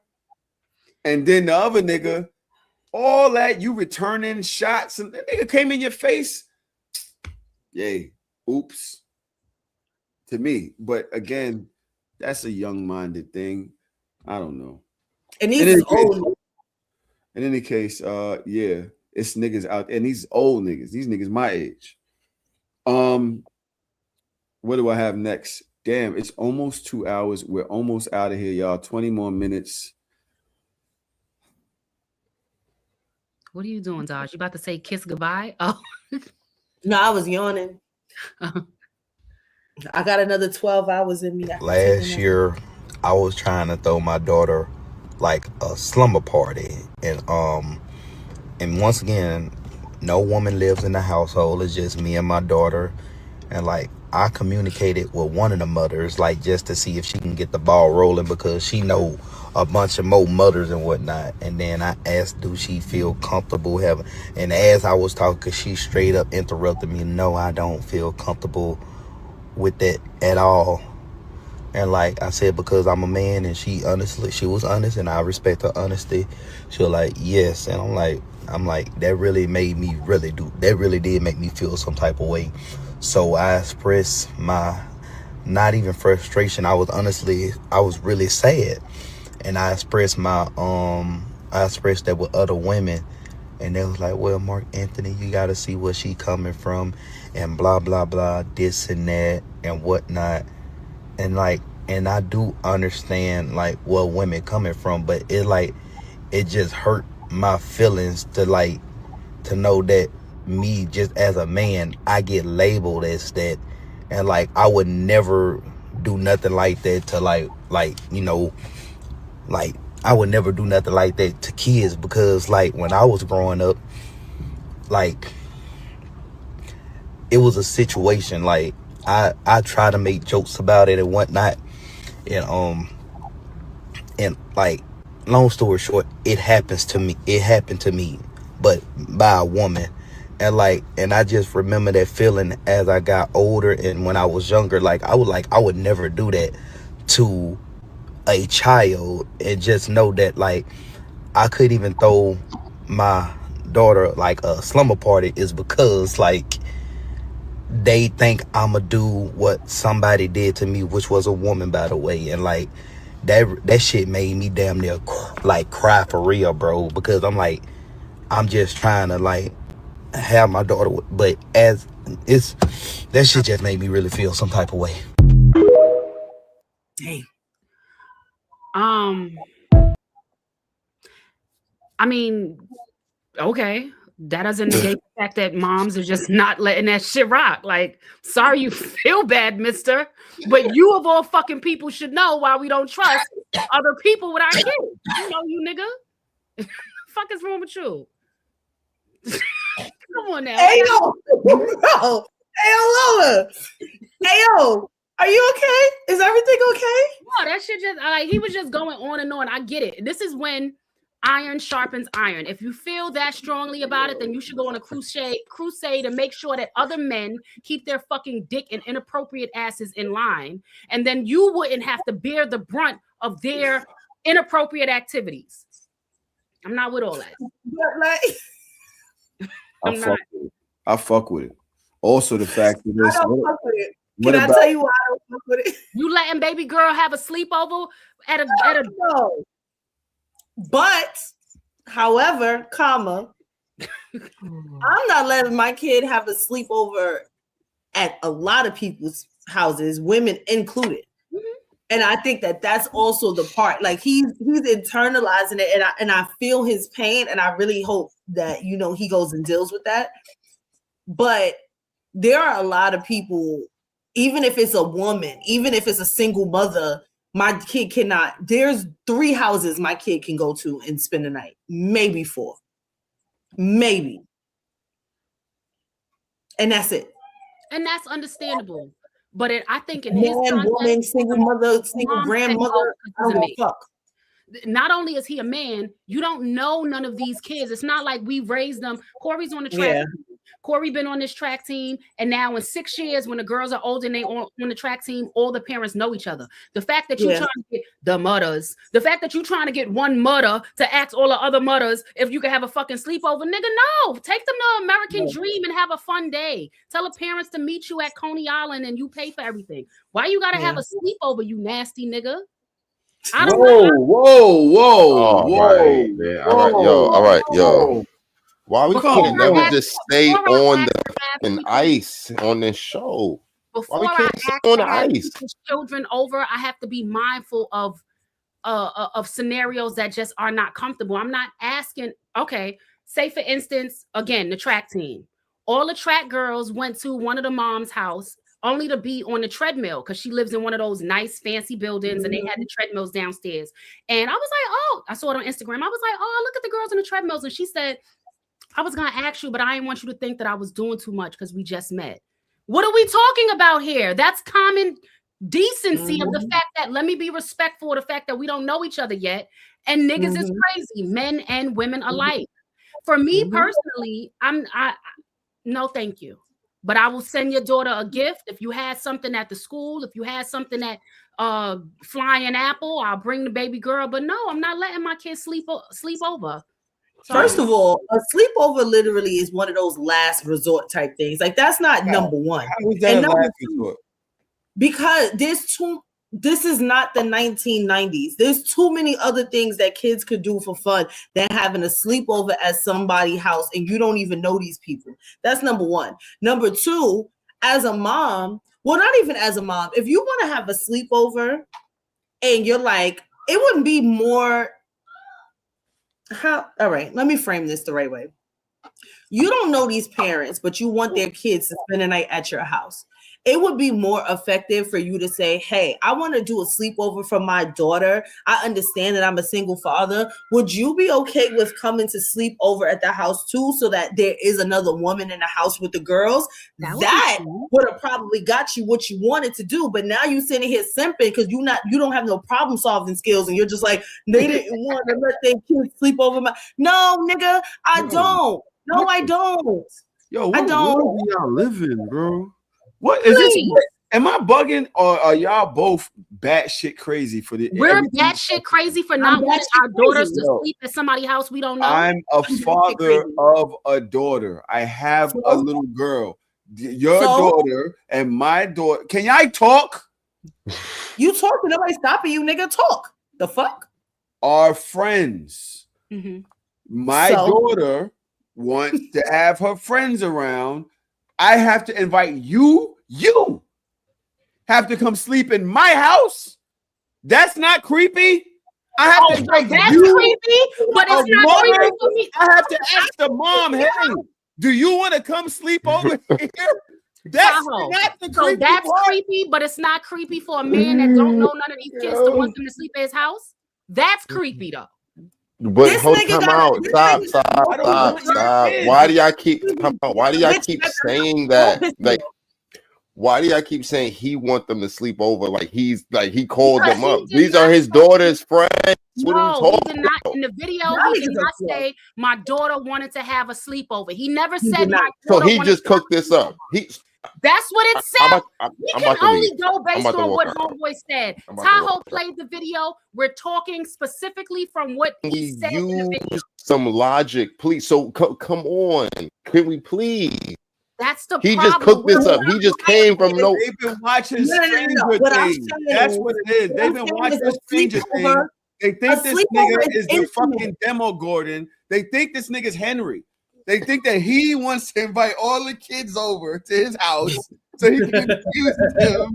Get the fuck out of here with this bullshit. So he spoke for 30 seconds and said everything except for my daughter wanted to have a sleepover. My homeboy just threw his daughter a sleepover, and he put a video on social media. And the first thing Kuda said was, my daughter wanted to have a sleepover, so I put a sleepover together. Boom! He didn't say that about his daughter. He's trying to think of things to do. And like Dodge said, the first thing you come up with is having a sleepover. Not go to an amusement park, not have a little party somewhere. You wanted a sleepover. We're only responding to what we heard. We're not giving nuance to shit that don't need nuance. The nigga ain't say none of that. My daughter came to me this birthday, and she said, Mommy, I want to have a sleepover.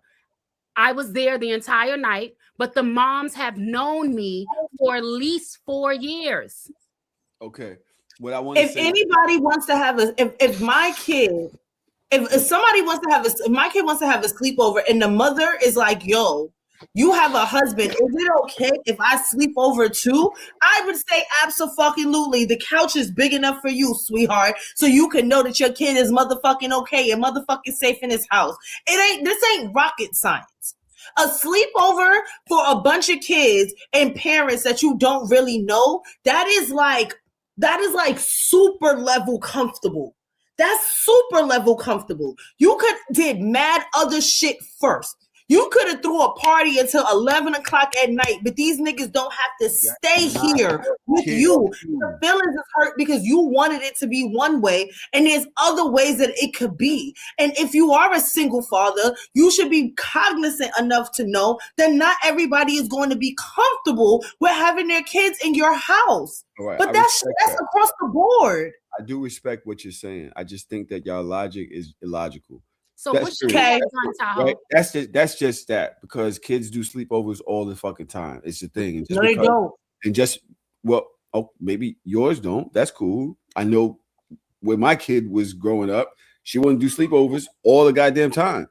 That's just what kids want to do all the time. Every time you go over, can I stay? Can she come over here? It's always a me and my friend thing. It's just always been that way, and that's fine. Yeah, it's not your reality. It's not your reality.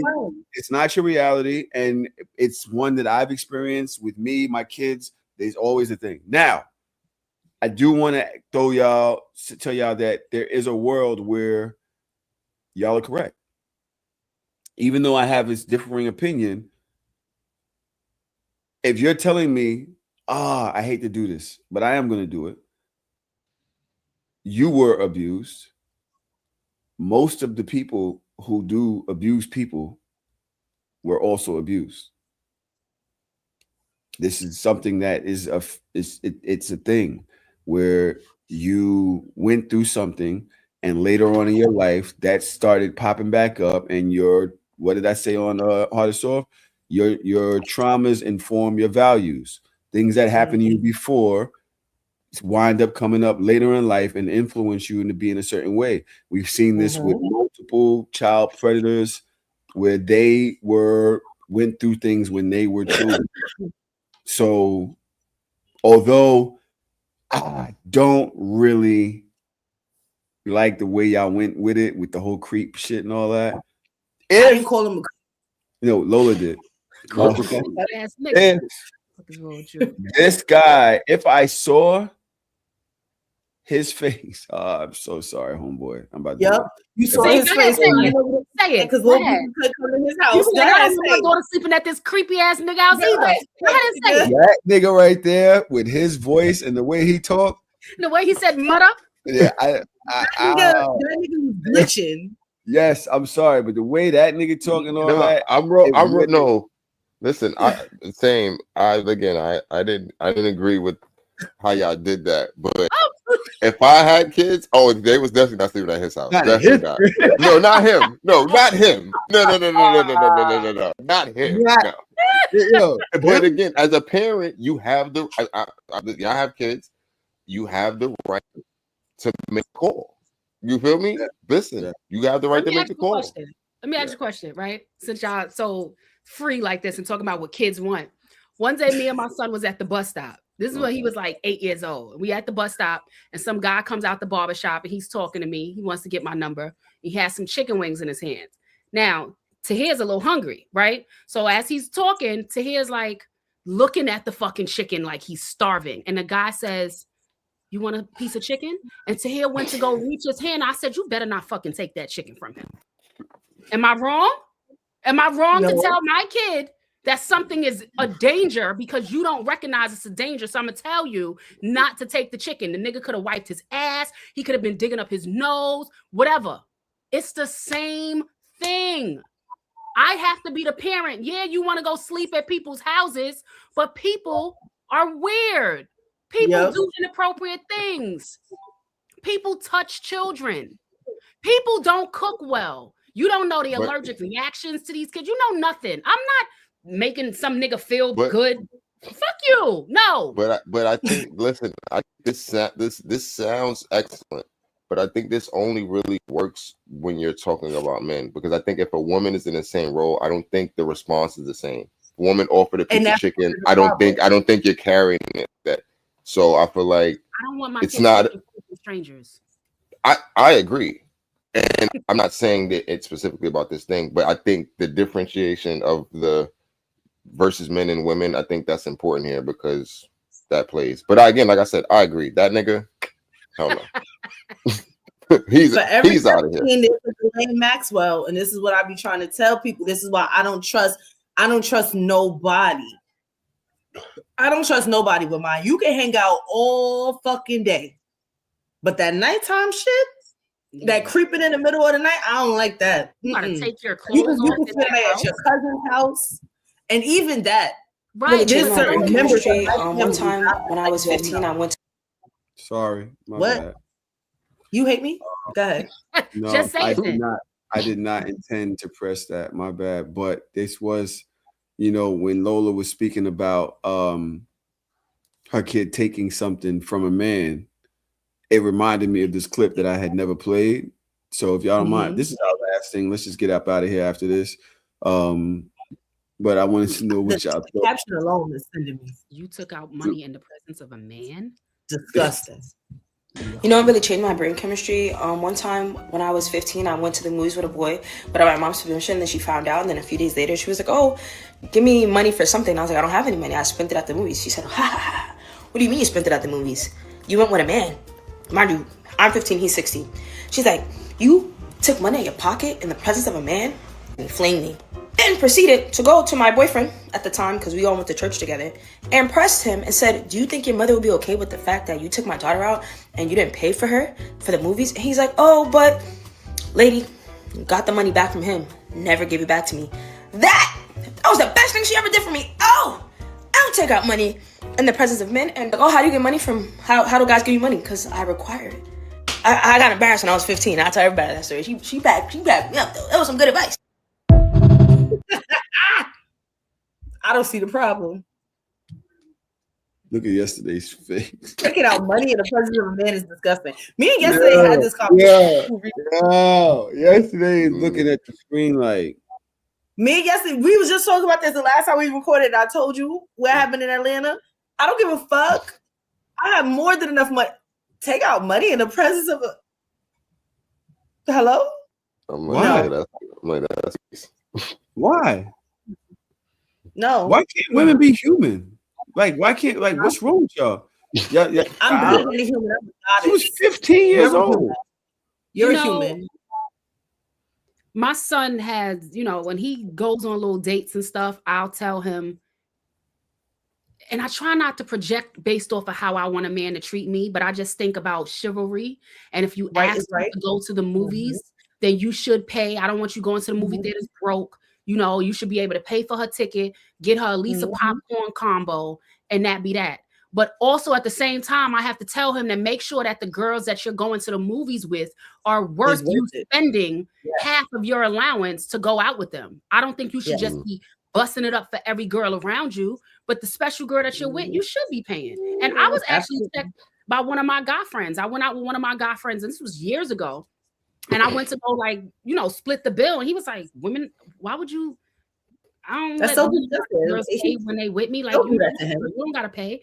And I respected that. I thought that was so dope. But I also understand every man is not like that.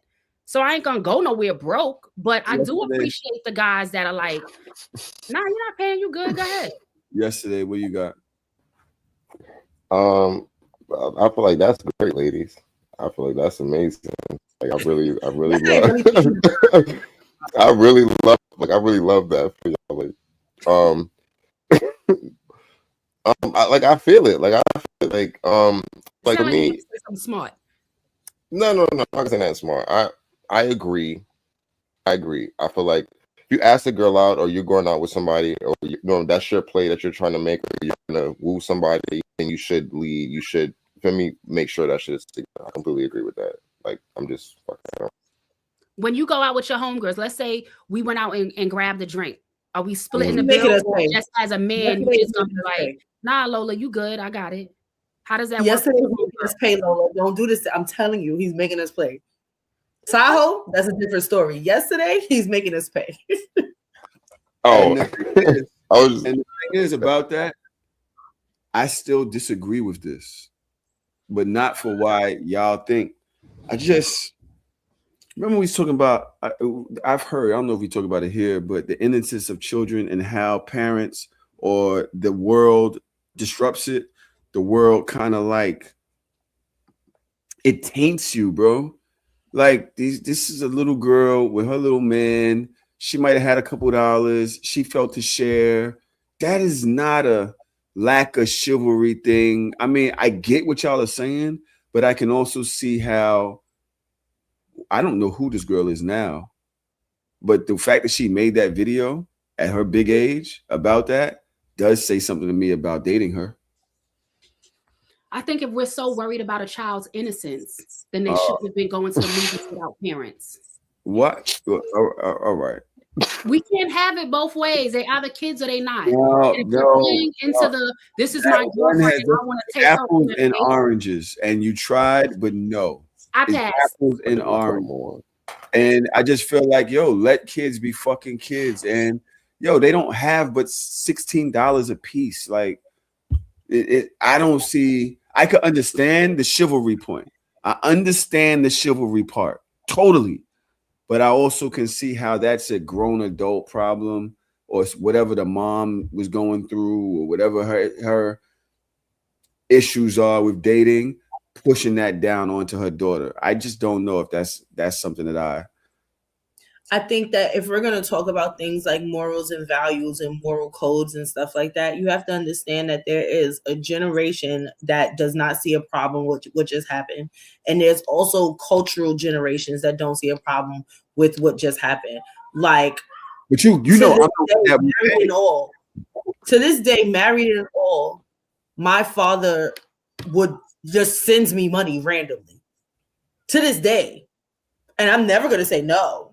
I'm not going to not take it, but I come from a Caribbean background where that's what men are supposed to do. Like, I have never had to pay my dad. Like, I can be like, yo, dad, can I borrow $100? I'll give it back to you. He'll look at me like I'm stupid. Like, what the fuck you mean give it back? Give it back for what? Do you realize that I am the same person that you said would do it, would pay it? So I am the person that believes in chivalry, that believes in spending money on women.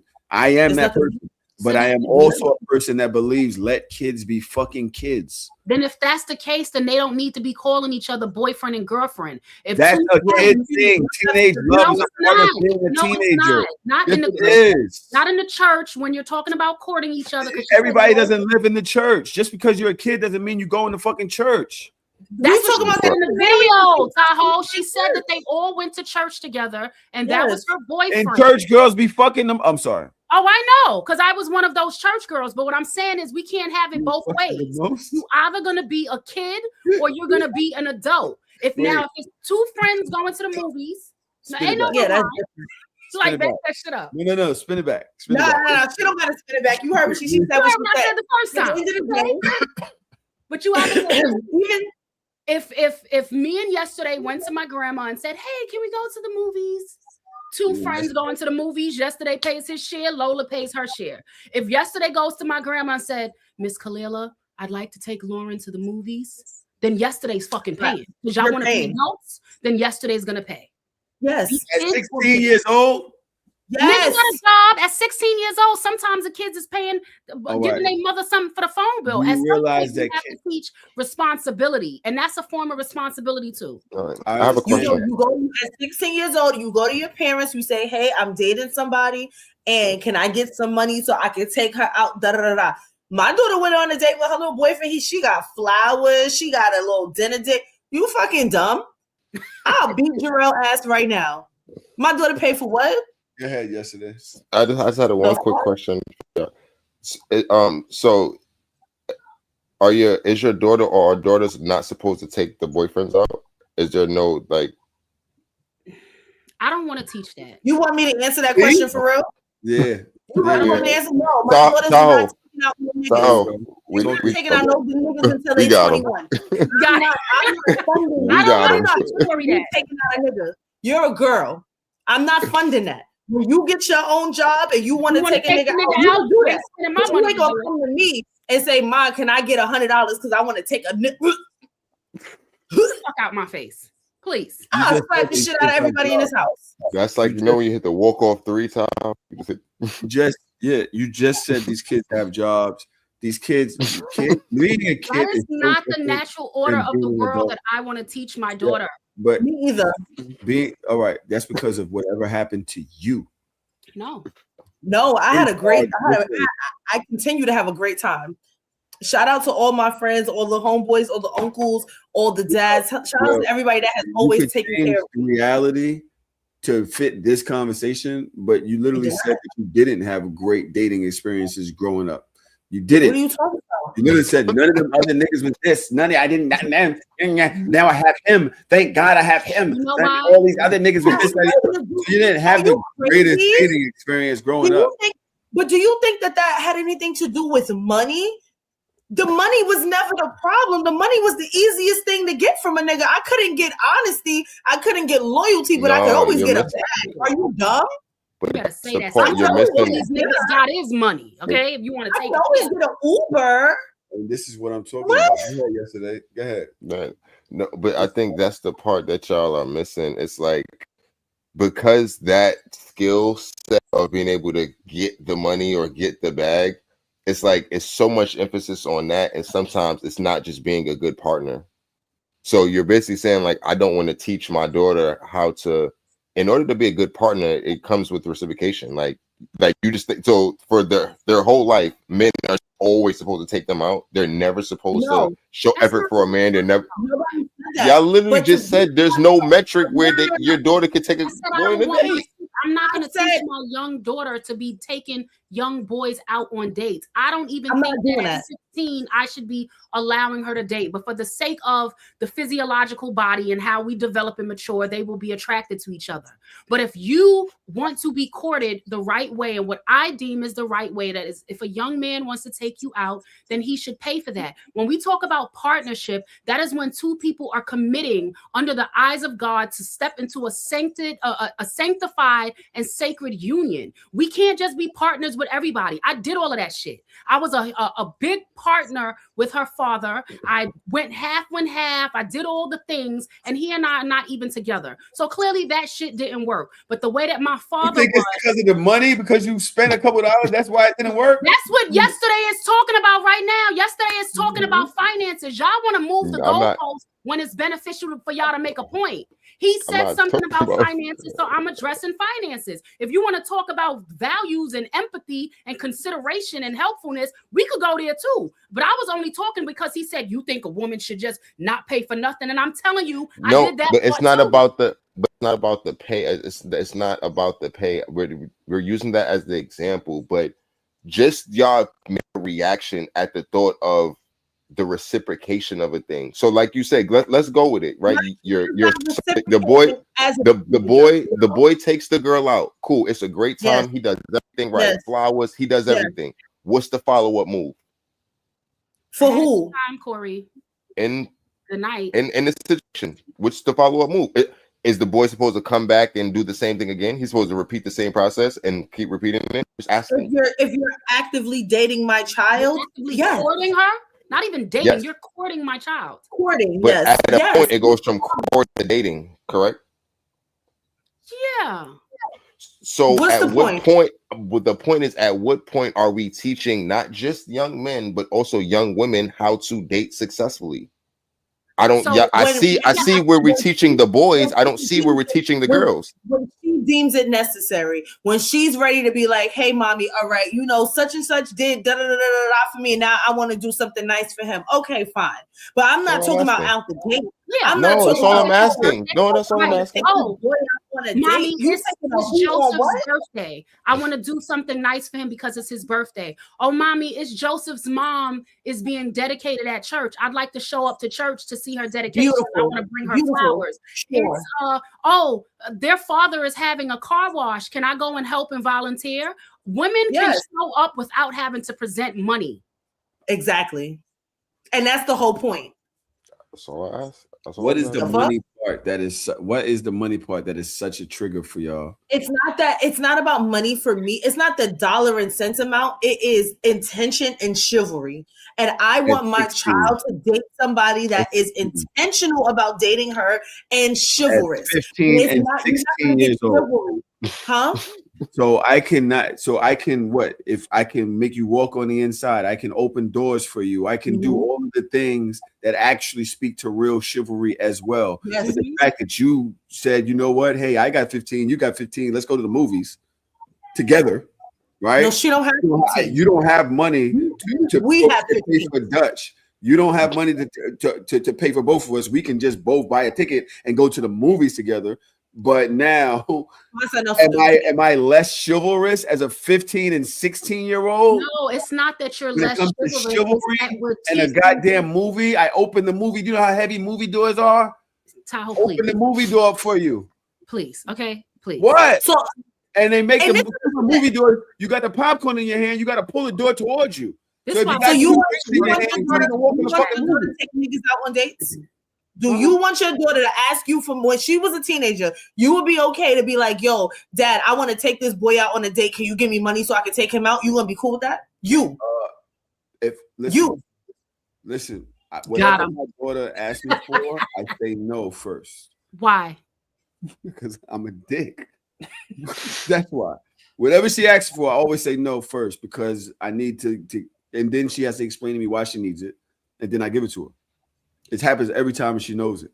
Okay, dad, I met a boy. I really like him. I want to go to the movies with him. Can I get $100 so I can take this boy out to the movies? No. Why not? I want to go to the movies with Jarrell. Can I have $20 here? What's the problem? You gonna give her money? Why are you saying 20 when Dodge said 100? But what I'm saying is, it doesn't have to be she didn't have to take him. She took out money for whatever reason that she wanted in front of a 16-year-old boy. She took out money while with him, and that was the red flag. She might have bought the popcorn. She might have bought the juju beans, whatever the fuck it was. She paid, and the mother tripped out. Oh, then pressed them. Then got the money back. Got the money back. And got the money back and kept it. Yeah, because if you get the money, your mama. Absolutely not. Violation. Mom's bugging, needs a man, needs to mind her fucking business and stop fucking spreading her toxicity onto that 15-year-old little girl. I saw this engagement party. It was an Arabic family. I didn't even see the culture. But that's the fucking point. It's different because we've made it different. Why does it have to be different? But in this engagement party, he pretty much had to prove that he could take care of her financially in this moment. He came with all these beautiful gifts. It was such a beautiful engagement party. And in that moment, I was tired of being black. Because we gotta barter about not the black supremacists. Why you niggas want us to be traditional women, but every time we get into a financial conversation, y'all don't want to be traditional men. But y'all don't want you to be traditional women. That's what traditional women. And y'all don't want a traditional man. Y'all literally pick and choose when y'all want to use the word traditional. Because I could be down the block with Loretta if I was traditional. You ain't give a fuck about that 50 years ago. Nowadays, you don't want that. That's not tradition. Do you want tradition, dumb? So tradition is sticking your dick in No, y'all always talk about this traditional shit. Y'all not traditional women. Y'all not traditional women. Y'all nowhere near traditional women.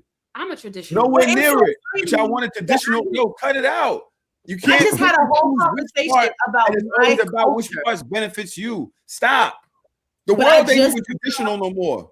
We don't even like traditional houses no more. The world is not traditional anymore, and we're all figuring out how to raise the children the way we see fit. Then who are you to judge me on how I think I should raise my child? Because guess what? Somebody out there is raising their son to be the son that I want for my daughter, and then that's who she'll fucking date. So now you're raising your daughter one way, and she'll date somebody else. I think that's dope. But guess what? That same person that's raising that son to be a great person for that daughter is also going to teach that son to pay attention to the women that doesn't reciprocate, to pay attention to the women that always has her hand out or cannot show up for him the way he shows up for her.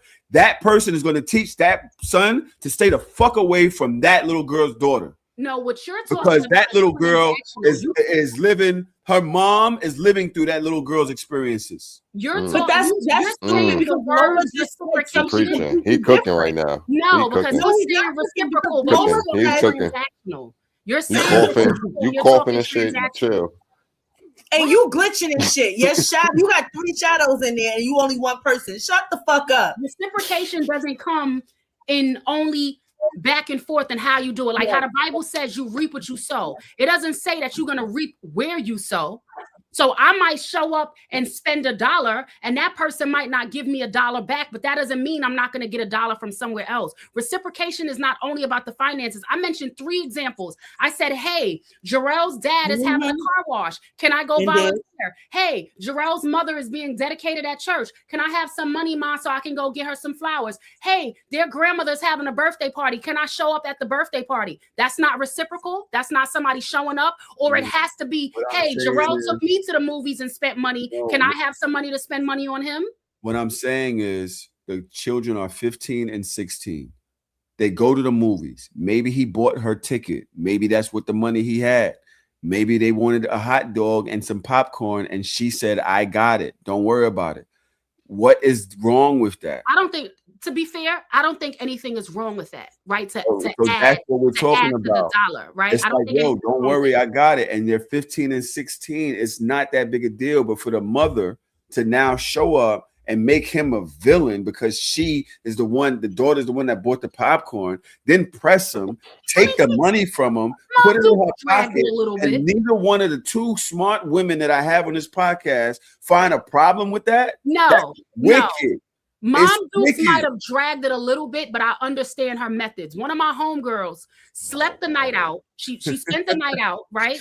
She spent the night out, and the next morning she came home, and her mother said to her, well, how much money you got? I don't have no money. She said, get the fuck out and come back when you got $1. There are some mothers that think that way.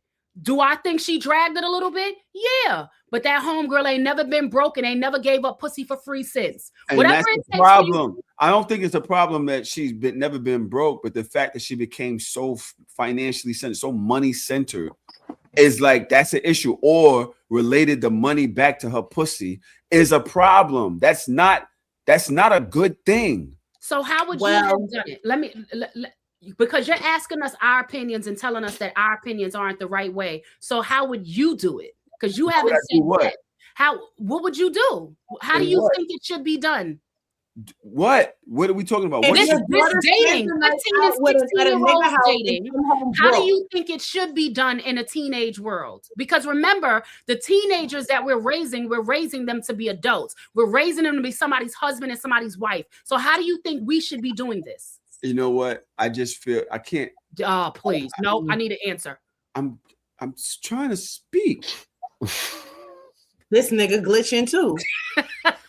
I can't form a thought. I have to my man can't even speak. Like, I have to have a plan.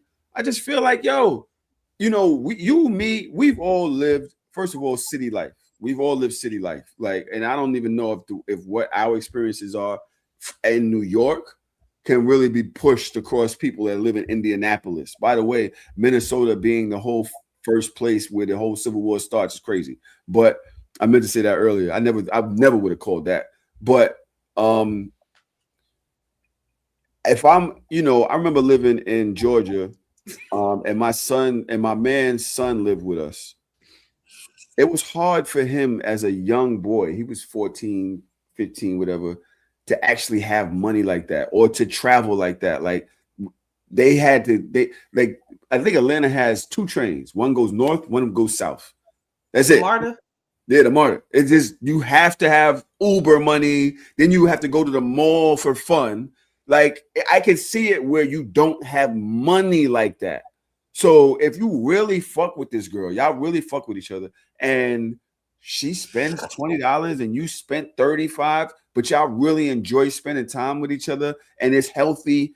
I'm not gonna teach that.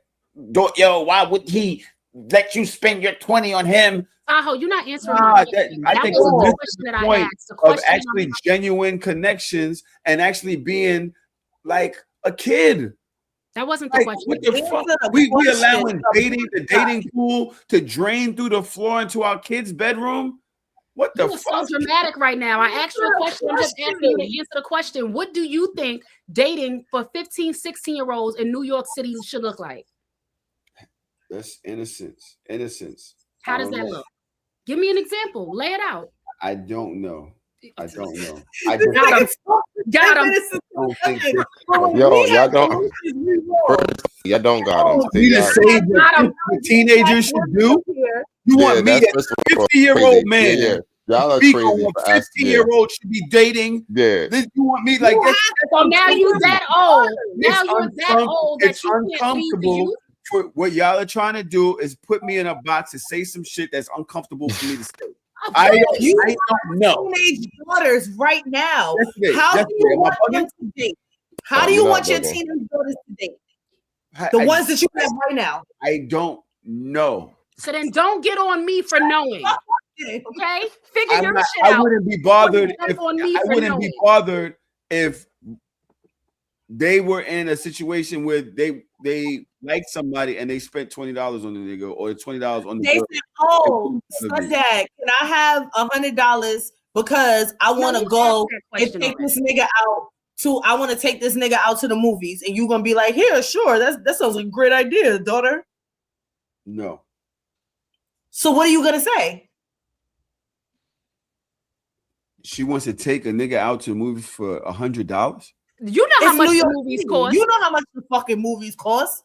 They still got to get there. They still got to get back. They got to get popcorn. Tickets alone is $20. No, I'm gonna say no. Why isn't he taking you to the movies? Got him. No, that you didn't. You didn't get me. Why are you taking a nigga to the movies? I wouldn't understand that. That doesn't mean that she couldn't say, "Can I have $40 because I'm going to the movies with Darrell and I want to have money." And then when she comes home, I'm not gonna be like, "Yo, where's the money that I gave you? Oh, I bought popcorn and whatever." I'm not gonna question her like that. She spent the money when she was at the damn movies. Okay, so Tahoe, what he's saying is he does not want his daughter to be taking a young man on a date, but he doesn't mind if she pulls out a dub and pays for some candy. That's exactly what I'm saying. Then when I asked you the question, what do you think dating looks like? What you're saying is it looks like the young man courting, but my daughter could buy a piece of candy right quick. I respect it. That's kind of what I'm saying. Okay. And that's fair. That's fair. Yesterday, say what you're thinking. And if you don't, I'm leaving. Say what you're thinking. If you don't say what I know you should be saying right now, this whole pod is over. Go ahead. What happened? This is like when J. Cole backed out the battle. This is exactly what Tahoe just did. This is exactly what Tahoe just did, yo. He got up there like, yo, y'all, my fault, yo. Tahoe, I don't believe that. I don't believe that. I first of all, you can't say nothing because you haven't been fighting this fight. So you just sound like them fans out there that's like, J. Cole's pussy. Like, please, you got to relax. I'm in the field. You're not. I believe, I said the whole time, I pay for dates. I pay for dates. I always pay for women. That's the type of, so for me to say yes, yo, why are you taking him? That goes into what I've been saying. But for her to spend her money, one, isn't a big deal to me, especially if he spent money too. Two, the mother's wilding, going to her saying all this, then going to the nigga saying all of that, taking his money and keeping it. Wildin'. We're not even like keeping you. You took money from a 16-year-old. You old bitch. You old bitch. She took her money back. All right, Corey Holcomb. Yeah. I wish I could say bitch the way he says it, because what the fuck? I'm gonna keep it real with you. If I was that boy's mom, I would have a problem with this old lady coming over taking his money from him. I might have a problem with that too. Who the fuck is you? That's what my daughter bought popcorn, bitch. I will beat you. Give me my son's $20. So now everybody going to jail for $20, and it would have never happened if we would. It's a whole different $20. Your nonsense. Money in her pocket, and none of this would have happened. Don't come up to my kid talking that bullshit. You on some bullshit, lady. You can't say bullshit in church. Oh, I love y'all. It's so great to be back. It is. We are so snowed in. Are we? We will be. And by the way, wasn't Edward Snowden the whistleblower? Mm-hmm. So that was the title of the show that I put today. I was so snowed in because all right. So shameless. Lola, go see Lola on her page. Lola, I ain't been doing shit lately. Y'all didn't get the. All right, I love y'all.